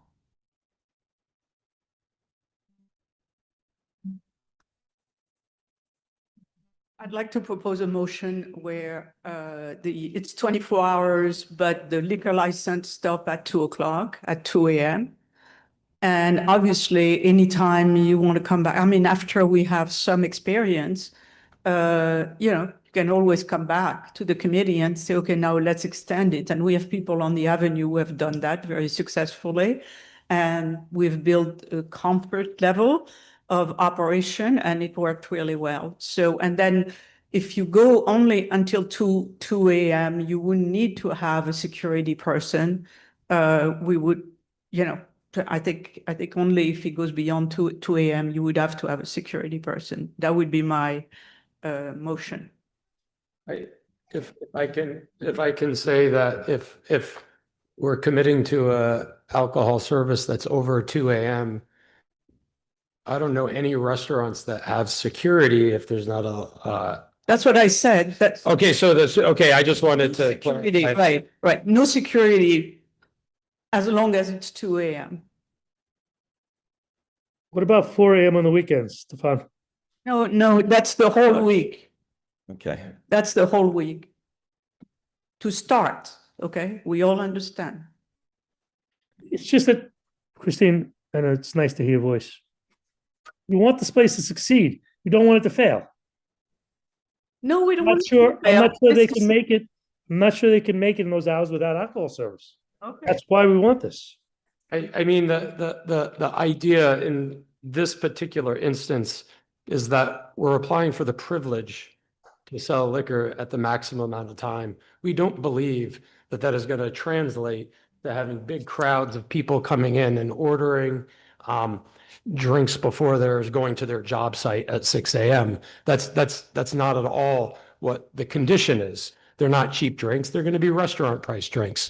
The bar is going to have restaurant diner seating with stainless steel mounted to the ground. It's going to be blueberry pie and coffee.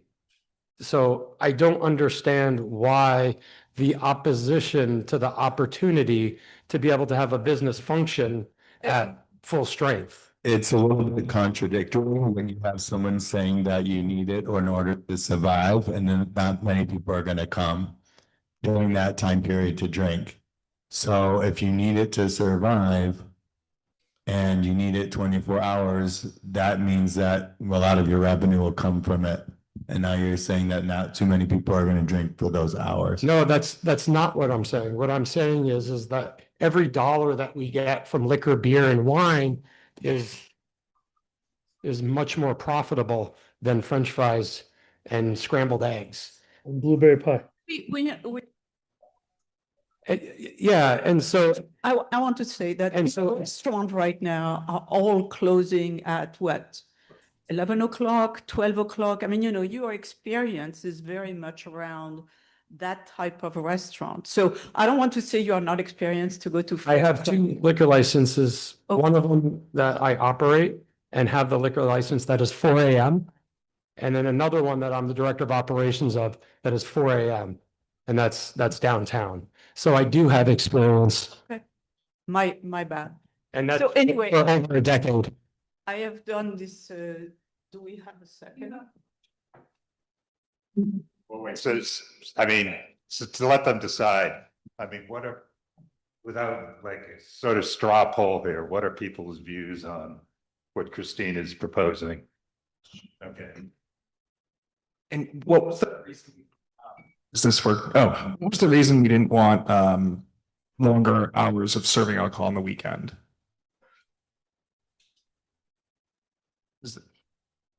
The community. This was not my proposal. My proposal was 2 a.m. the whole week. He's asking. Why? Because until you have the experience, it's better not to do it. Local 42, which we took from Bill's Tavern, which we heard the history was awful and nobody would walk in there. We took it, we made it a 4 a.m. It's a tourist place. It's beautiful. People are talking about it. We have security, not just till 4 a.m., till our bartender is in an Uber and goes home. the gate goes down, everything is safe. And it's between 41 and 42, which is a rough block. We've cleaned that block.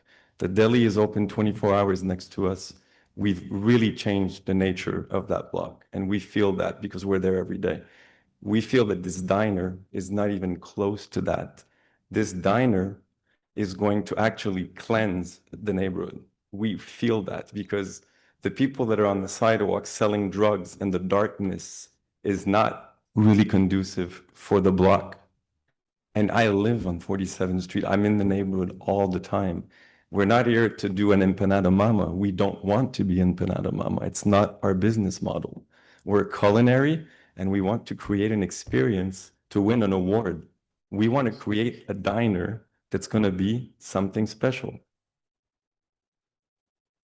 Okay. Nellie, I think we saw a hand go up. Is that hand still up? Yes, there's Scott Lynn. Okay, we can bring Scott over and then I think we need to come to a vote here.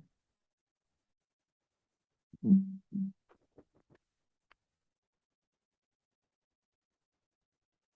right, Scott, go ahead. You can come off mute. Hi, it's Scott. So I just wanted to be a voice in support of what Susan said earlier about the position of the Block Association. I've been listening. I don't know that I have a lot to add in addition to that. But I just want to be a voice in support of what she said earlier. And also I think that I agree with Christine's motion and what Ted also said about there being some tension between this idea that you're not really depending on the alcohol, but yet you are depending on the alcohol. So anyway, I think that's it for me. Thank you. Okay, so before we ask them for a decision, is there any support from the committee on a 4 a.m. liquor license? Okay, so who would be a? Okay. So looks like it would be it looks like the weekdays are 2 a.m. It might be a close vote on 4 a.m. on weekends. What are your thoughts? I mean, the weekends 4 a.m. yes would be. Well, I think well, I'm not sure there is support for that. I mean, it looks like we have maybe 3 or 4 votes out of however 13.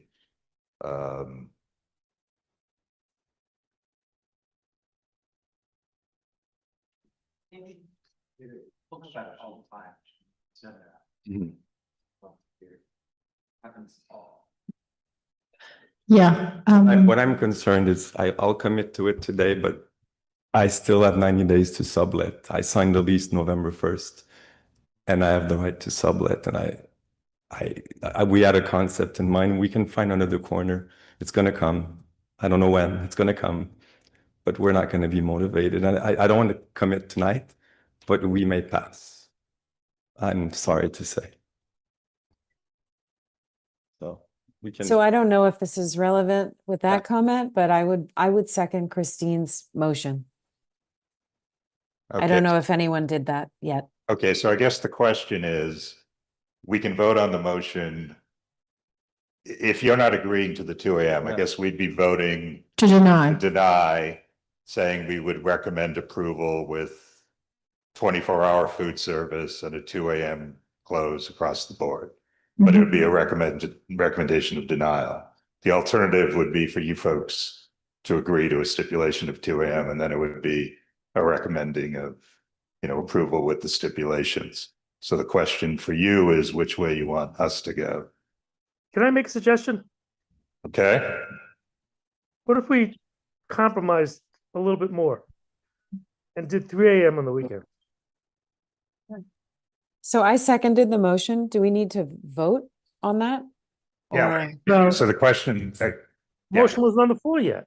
Yeah, Christine made the motion and I seconded. Frank, can you hear my idea?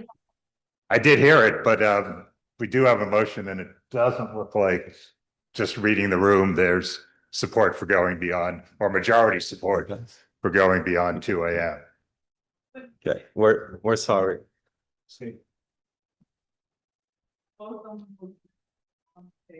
Right? Okay. Vote on the motion and then ask them to make a decision. They can go outside and discuss, etc. And come back. Hold on 1 second. This is, and come back and we say either we word it as deny or we word it as we approve. Okay, that makes sense to me. Right. So we just need to vote on this motion. Right. And you can come back with the community's support in whenever you like. You've already. If you, the block might support you in 6 months. I don't know. We're asking for support today with all due respect. Appreciate it. We've been here. We've been dedicated to this community. We believe in it. I live in it 33 years. I love this community. So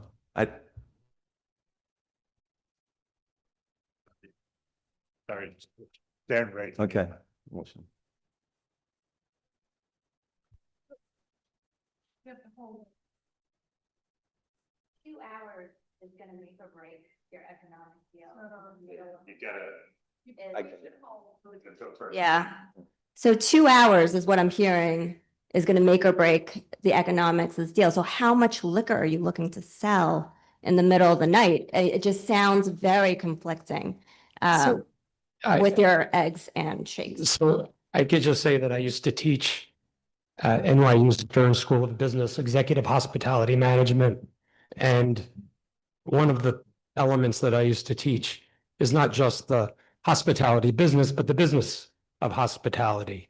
And when you pay a lease, it's every single day, 24 hours a day. We are asking for privileges to be open for 24 hours to sell food. And we would like the opportunity to have privileges to sell beverage. We believe that our P mix, the percentage of beverage to food blended will be about 30%. That's with a full run. If we lose those 2 hours, it goes down. Every time it goes down is a major implication to a business. That's why. Can I point of order? We have a motion on the floor, and if we're not going to discuss the motion, if there's no discussion on the motion, then we need to vote. Okay, we have a motion on the floor. Is everyone familiar with the motion? Christine, do you want to repeat it? All right.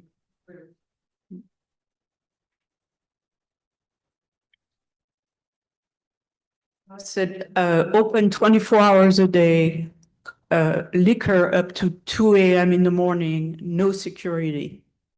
Okay, and we had Carrie second that motion, so all in favor? Aye. All those not in favor? All those abstaining? And Mike? Sorry, I don't.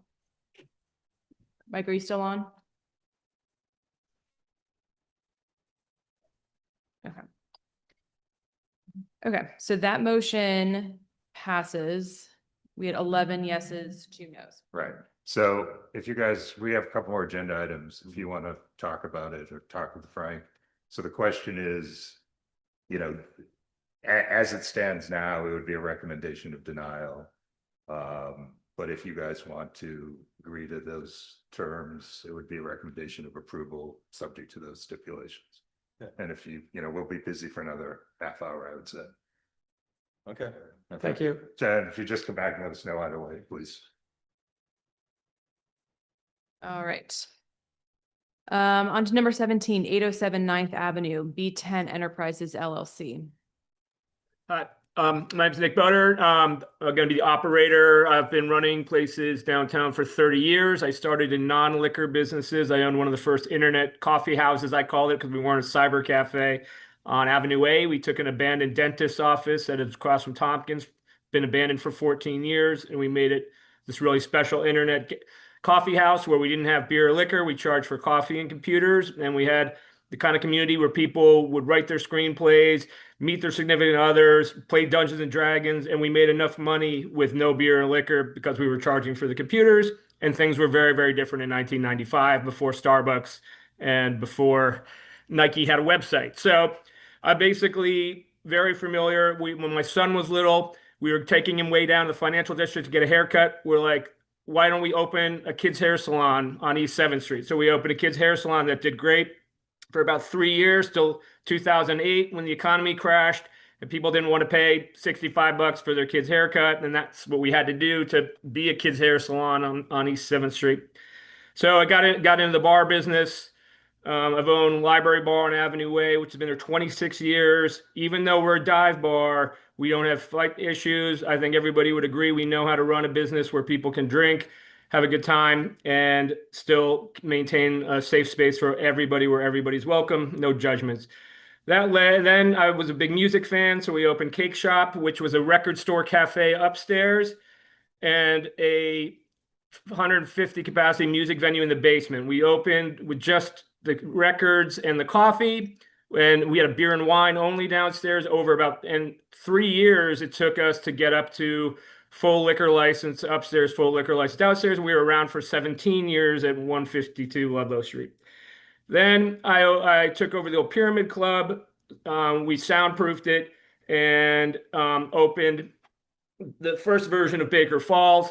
Then we wound up having a partnership that wasn't a good fit, and moved Baker Falls around the corner to the old Rockwood Music Space, which was very well built and was a venue for about 16 years before we got there, and we've had no issues there. So we're very versed in community building and creating special environments where people really. I get people come up to me all the time that Cake Shop changed their life, or they met their wife at the Library Bar, or they saw the best band at Cake Shop. So it's been 30 years. That's since 1995, all in Manhattan. One in Brooklyn called Brewer Falls that was shorter lived because of the way the lease was over there. We could only keep that one open 3 years, but most of ours are open 15 to 26 years. Interested in historic spaces, and 807 9th Avenue for 40 years had been this really special place where Freddie Mercury was in town, or Elton John. They would go to 807 and hang out. So what we're proposing is a cafe, what I always do, a neighborhood cafe in the day where we have tech events. If we feel like we need to get some people in, we can book everything from tech events to knitting circles. And this is all stuff I've been doing at my other places. So if somebody wants to do a seminar on how to make Christmas ornaments, and we think it's cool and on brand, we'll give them a space to do it. And then though, we are proposing live music with bands because of the history of this space. And to my knowledge, historically, there weren't a ton of 311 calls, although I think the previous occupant did some things. I met with the HK 49 and 54, and they told me that they had some frontage that had been removed. So we're very well versed in air gaps and how to do the frontage in a way with double doors, and making sure that everybody will tell you, that our team keeps the sidewalks clear. If 100 people get out after a show, we send them, you cannot all block our storefront. You have to keep 6 feet. It's in case somebody's in a wheelchair, in case we've got people heading both directions. So, we are asking, for a later license, but, we are open to hear what you guys think.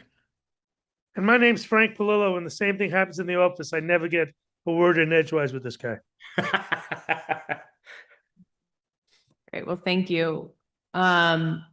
We do have some testimony from the community. Before we move to going through that testimony, and any folks, I see a couple of folks who have already raised their hands online. Do we have questions from the committee? Christine, Last license was until 2 a.m., was it? Frank still there? Did we lose him? Yes, it was. Good. It was a 2 a.m. license, 7 days a week, Steve. But you knew that. Yeah, I just wanted you to answer because I found that out. I've been working, basically what I liked about this space is some people have been looking at it for like 10 years, just kind of waiting for it to be open. And then when it opened up, they were like, Nick's the guy to be the owner, to be our partner and operator. So I hadn't realized that it was 2 a.m.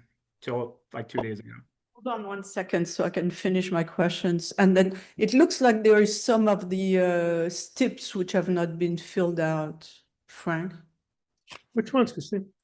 At the beginning, what I have is a section on, which is under the capacity, the occupancy. There is a bunch of questions which are not answered, like the security plan, the plan, everything about the security plan. You're on page 2? Huh? You're on page 2? Yes. Yeah. Yeah, you're right. But we will. So we've always, again, had a proven track record with excellent security. I met when I was meeting with the community out front and getting signatures. Somebody told me, or no, this was actually, I think, at the Block Alliance. Somebody said they asked the security guy to close the door, and he said, "No, I'm not going to do that." I mean, that's so offensive to me at being in this industry. We've got a proven track record with security that knows how to de-escalate situations. Again, even when I say we haven't. Hold on. You're talking too much for me. I'm overwhelmed. So we just need those answers. The answer's yes to all 4. Huh? Sorry, I missed them. The answer's yes to all 4. Okay, all right. Sorry. That's it. Trying to value your time. Sorry about that. Frank, and while we're on page 2, there's no music circle, so it would be. Yeah, I saw that too. So what would it be, background and live music? The background live, yes. Do we have a DJ, Nick? Yeah, we'd like to ask for one, for sure. So it's background live music DJ. I apologize, guys. I don't know how I missed this. Huh.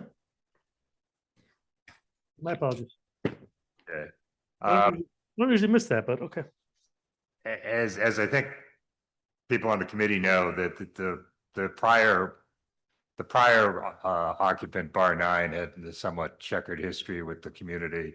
But rather than go into that, maybe I'd prefer to wait and hear from people from the community who are here to speak. And as Wendy said, we also have some emails we can summarize if those people are not here in person. Any other questions of the committee before we move to the community? Okay. Come on up. Yeah, to the podium, please.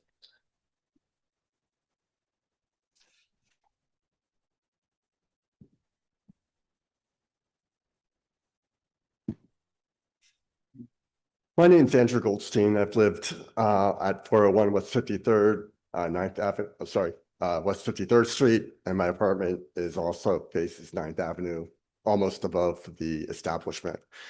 The previous establishment took out all their soundproofing they had put in originally.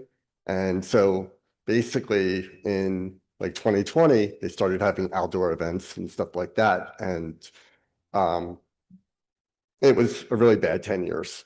They originally asked for music till like 11, and then they said they came back and asked for 12, and we asked them to, again, keep their doors closed, and they didn't. So I don't need to go back in the history there. I work from home a lot. I start work at 7:15 in the morning. I get done about 6 o'clock at night. I happened to meet Nick, the applicant, on the street, and we had a good conversation. I'm a big music fan. I've been to the cake shop.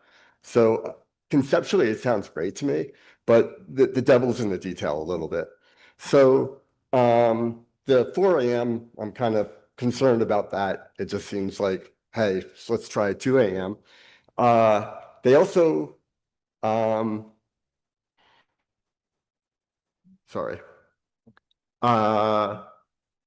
Nick, at our block association meeting, I saw him outside and, putting up the signs, and it was real nice. We had a good conversation, and he came and he mentioned that the 2 doors that he had to get in, which the old Bar 9 had put in, needed to be 6 feet apart. So when one door opened, the other door was closed at all times. And that was one way to control the sound. So It feels like to me that they really need to do the soundproofing. I don't know if the old Bar 9 took out the equipment. I think in the application, it's a little bit vague about the sound situation. It says, I don't think they filled out if they were going to have a sound study, but they said they would implement whatever they needed to do to keep it soundproof. I believe that Nick has the experience to soundproof it properly, but I think it needs to have a real sound report. Um, the daytime use kind of concerns me. It seems like it's a little bit of everything, and it wasn't really clear. We didn't see the application when it came to our block association, and when I look at it now, it seems like the daytime stuff is a little bit vague. And he wants the liquor license to start at 8 a.m. No, what we do is, sorry, I mean, we do a barista who isn't allowed to serve liquor, but I'm not sure, like, sort of legally, what that means. We're going to be open, but we don't usually serve till sort of after work crowd, like 4 p.m. I'm not sure what's in the application. I'll leave it to you folks to suss that out. So I do think they do need a soundproof plan and a plan around the doors, because that was where a lot of the sound leaked. The daytime usage kind of concerns me. Like I said, it was just kind of vague. The old Bar 9 had stipulated hours for live music, so I think that might be a good place to start, right? The sound really bounces across the avenue, and they're building a new building at 54th and 9th that's there with a whole bunch of new people. I did see the list of people, who signed the petition. Several of them don't really live in the neighborhood. I'm sure, they're fans of music and stuff, so that's great. But it was really a nightmare with the old Bar 9. I must personally have filed over 200 311s and 75 SLA complaints that Jesse Rodine has copies of and all that. So I won't rehash all that, but it would be good to soundproof the place and close the doors and make sure there's a way to mitigate the sound when people are entering and leaving. And I think they need a really good security plan. It said no dancing, but I'm wondering if people are going to stand up during the music, because a lot of people would. So it feels like it's a good applicant, but I'm concerned with the lack of detail. And I think there needs to be a lot of steps. And if he proves his track record, then, I think then, we'd be open to more.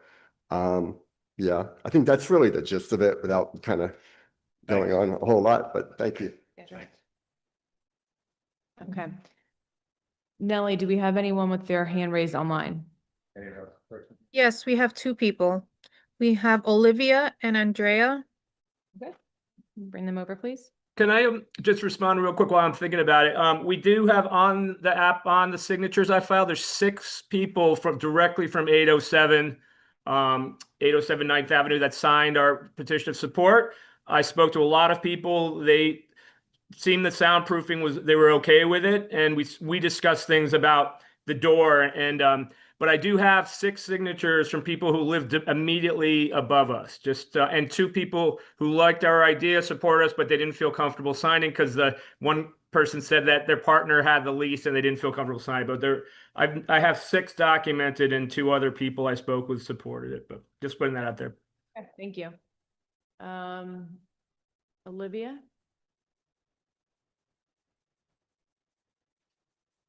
Yeah. Hello, can you hear me? Yes, I can hear you. I'm one of those people that signed and live above, and I regret it. I'm so sorry. It sounds like a great idea, but I did not realize that it would be open until 4 a.m. I signed it when I thought it could be a cafe. That sounds lovely, but I'm not comfortable about the hours till 4 a.m., 7 days a week, and the live music. It goes beyond soundproofing. We wake up in the middle of the night and our bed would be shaking, our whole apartment, our glasses in our kitchen would be shaking. It is so loud. I'm just not comfortable. And this is my roommate, Jackie. Hello, everyone. I'm Jacqueline. I also signed as well when I initially heard the idea from Nicholas. I thought it sounded like a nice cafe. Then after signing, I was informed that the hours would be open until 4 a.m. and it would have nightlife. And I discussed with him that this made me like uncomfortable because bar 9 was extremely disruptive. My bedroom window is directly above the bar entrance, and drunk people would climb up on my fire escape, and that would make me extremely scared as a young girl living in Manhattan. And like Olivia mentioned, the sound was almost unbearable some nights. My picture frames would shake, my bed would shake. I couldn't get any sleep. I would have to constantly file 311 reports. Bar 9 was just really a nightmare, as literally living directly above the bar. So Sorry about that. Yeah. Yeah, but I think we did discuss that I was interested in nightlife and We're gonna wait to hear from everybody and then we'll circle back for a response. Thank you. And Carrie, I see you raise your hand. You want to jump in? I mean, I'm happy to let the community go first and then jump in. Okay. Yeah. Andrea? Hi, everyone. My name is Andrea. I also want to jump in and say, sorry, Nick, I did initially sign. I think I felt a little pressured because I did like the idea, I think, of the cafe, but I actually agree with the first person who spoke. It feels a little unorganized, and I did think it was a little more cafe based, and I do not feel comfortable with the hours at all. I actually don't live right above, but I live in the building, and I still had to call to report bar 9 quite a few times. They're still very disruptive, and I'm floors above. So yeah, we lose a lot of sleep, and it's pretty disruptive for the whole building. So I think I really can't stand behind it. And again, I'm really sorry I initially signed. But yeah, those are kind of my thoughts on it. Thank you. Mhm. Nellie, do we have any other hands raised? No, there's no one else. Okay. Carrie? Thanks.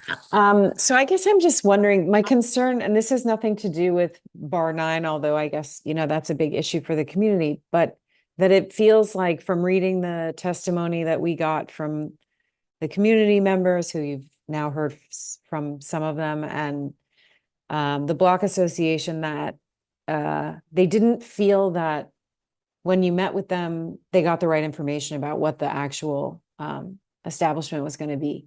So I'm just wondering if you would postpone maybe, or I would maybe throw it out there to postpone until next month after you've had a chance to actually meet with everybody and tell them exactly what it is going to be, hear what they have to say, and then consider things like their concerns about the hours, and then come back to us so we don't have to try to finagle, what they really want and what this really is. Does that make sense, the way I said that?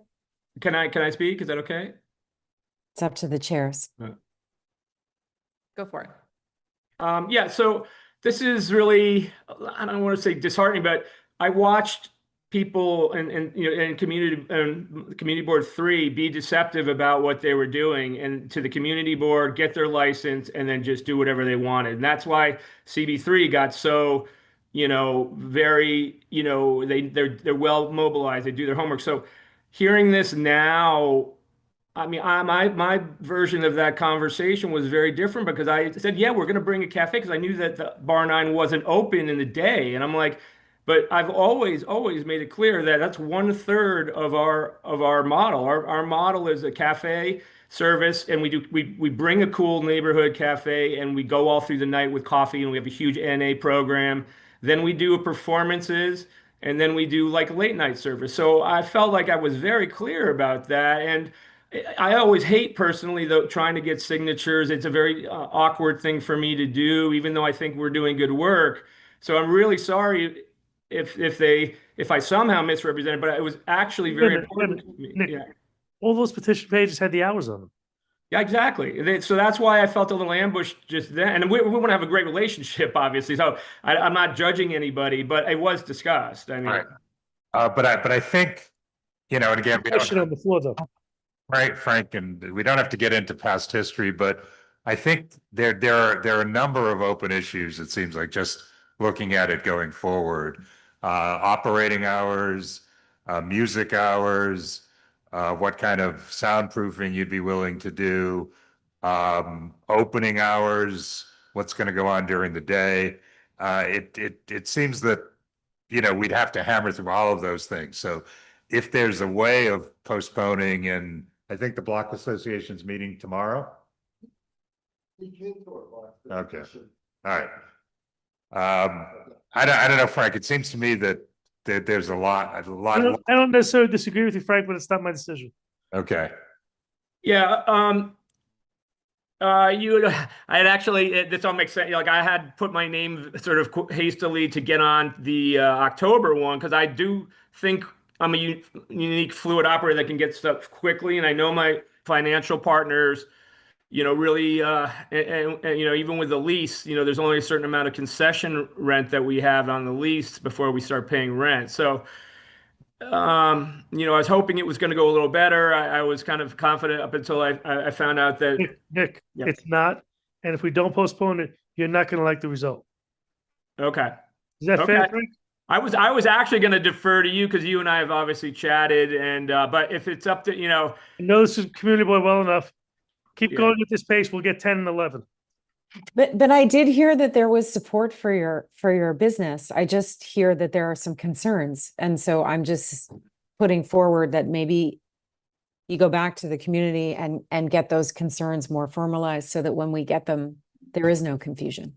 Right. And what if I could kind of summarize some of what we see in the email testimony, there does seem to be some desire for just a little bit more information around the vision for the concept. And so that is something that I think you could go back to the neighbors and just clarify a bit more. Yeah. I think that's good. We'll decide that. I spoke to my partners a little, and we've got a whole sort of image board of the kind of amazing vibe we're going to bring. So let's do that. Yeah. then, And I think in addition to the vibe, it's, there were some questions that were specifically around the daytime operations. I heard concerns around the security, wanting more specifics around the security plan, especially since it's live music.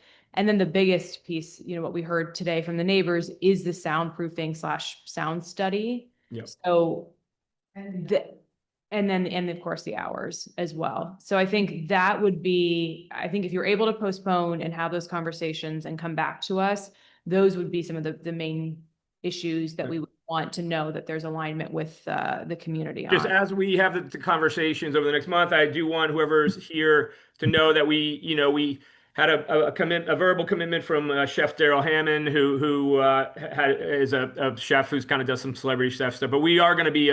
I come out of what I call the coffee house, which is simple, fair menu. But you saw the menu that we submitted that came from Chef. So we are. I might have been hyping up the cafe more than the restaurant. But yeah. Can I just let you know that it's not about the concept, it's about the noise. You have a troubled space, we need a sound report. Your application that's incomplete, you don't have the type of music you're having, and you're having music from 8 a.m. till 4 a.m. And that scares the community. That's the only thing we need to work on.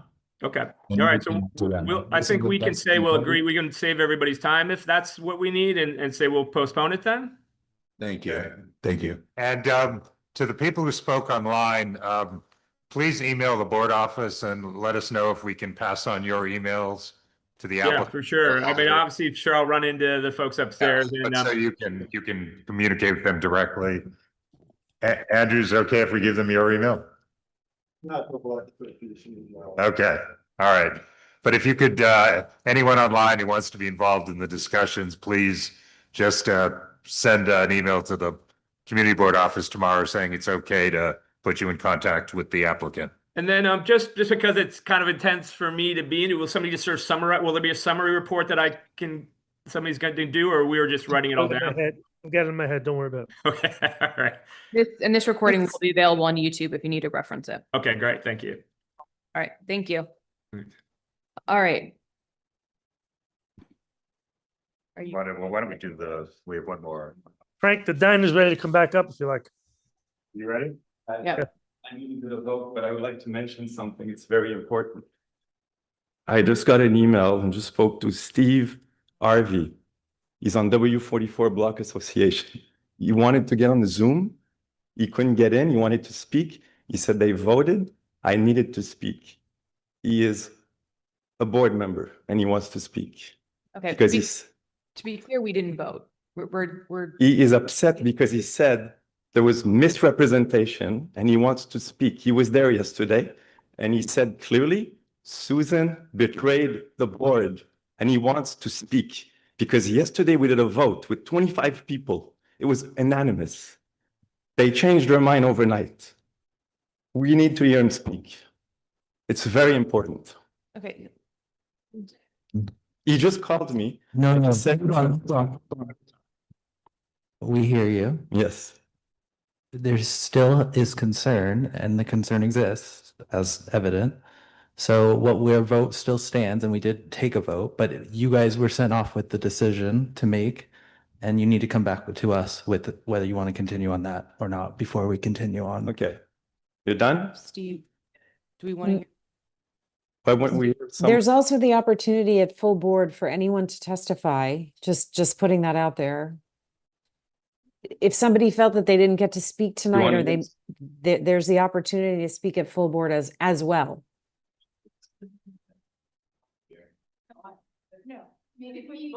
Use the mic, please, folks. Why can't Steve speak? We had. Well, I think it's very unfortunate that it couldn't, there was a lot of people he could have called to get on. I wasn't looking Right? at my phone. So this is with you, and he could have called this lady and make it happen, but. Right. So this is not what we sent you to. Could you tell us, unless you expect that hearing from Steve is going to change everybody's idea, why don't you tell us what you think? We sent you to have a discussion and come Okay. back. So- Why don't you tell us your decision? Just to summarize, at the meeting last night, which I was there definitely was a difference of opinion on ours. And there were people in the meeting expressing that, they liked the operator, they believed the operator was community spirited and did not believe we needed a lot of stipulations. But there was also clearly a lot of neighbors opposed to it. And what the Block Association did was, as I understand it, the board voted. It was something of a mixed vote, but the majority of the Block Association board voted as Susan presented it. I mean, we're not denying that there's a different position, and that's what we hear from him. But I remain concerned that a significant portion of the block is concerned about the hours, even if another portion of the block is not. We will pass.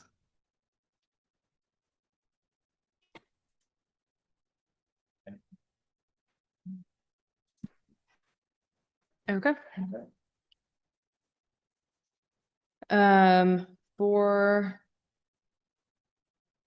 voting for, So it'll just be, that is now sorry. Yep. So that'll now be, we'll write it to the letter recommending denial. And I would suggest we put in what we were willing to accept, which is, and what the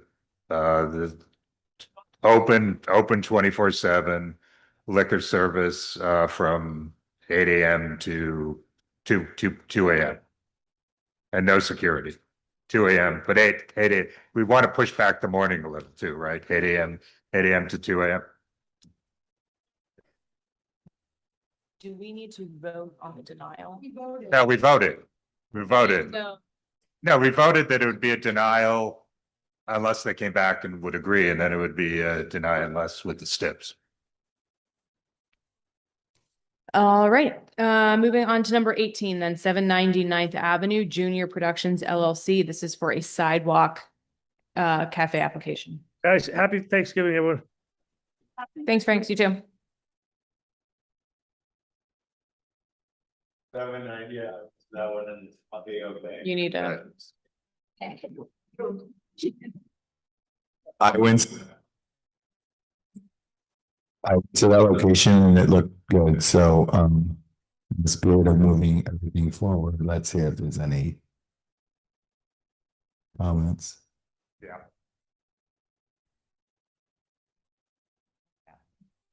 Is the applicant here for 790 Avenue?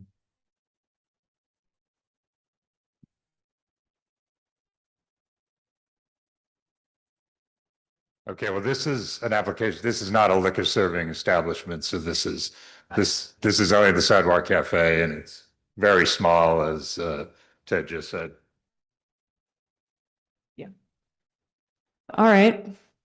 Nellie, do we have any hands raised from the community? Yes, we do. We have Stephen Harvey. Okay, Stephen, this is specific to number 18, 790 9th Avenue.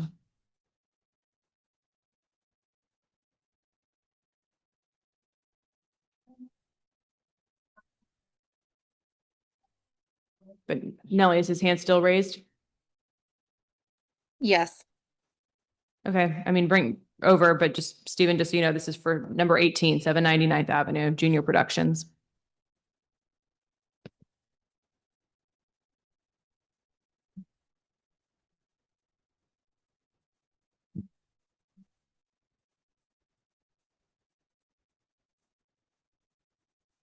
On our end, we don't see him as coming over. He's declined to be promoted. Okay. All right, no other hands raised? No, there's no one else. Okay, then I will entertain a motion. Second, all those in favor? Aye. Okay. That passes. And that brings us to our discussion portion of the evening. I just want to remind everyone, we have a hard stop in 24 minutes in this room. But we did want to give the opportunity to open to the community for any comments around outdoor roadway dining. We are not writing a letter out of this. There's not a vote here, but we did want to allow, because we have lots of opinions on roadway dining, a chance for the community to share their thoughts. And this is something that we then can have the next time we do have a vote or a letter on roadway dining. So if you'd like to talk on this issue, please raise your hand. And is there anybody who's here in the room with us who's here to talk about this issue? Okay. And given the time constraint and just to be respectful of everyone's time, we're going to limit comments to about 90 seconds. And if somebody has said something that you agree with, feel free when you speak to just say that you agree with what has been previously said. And Scott?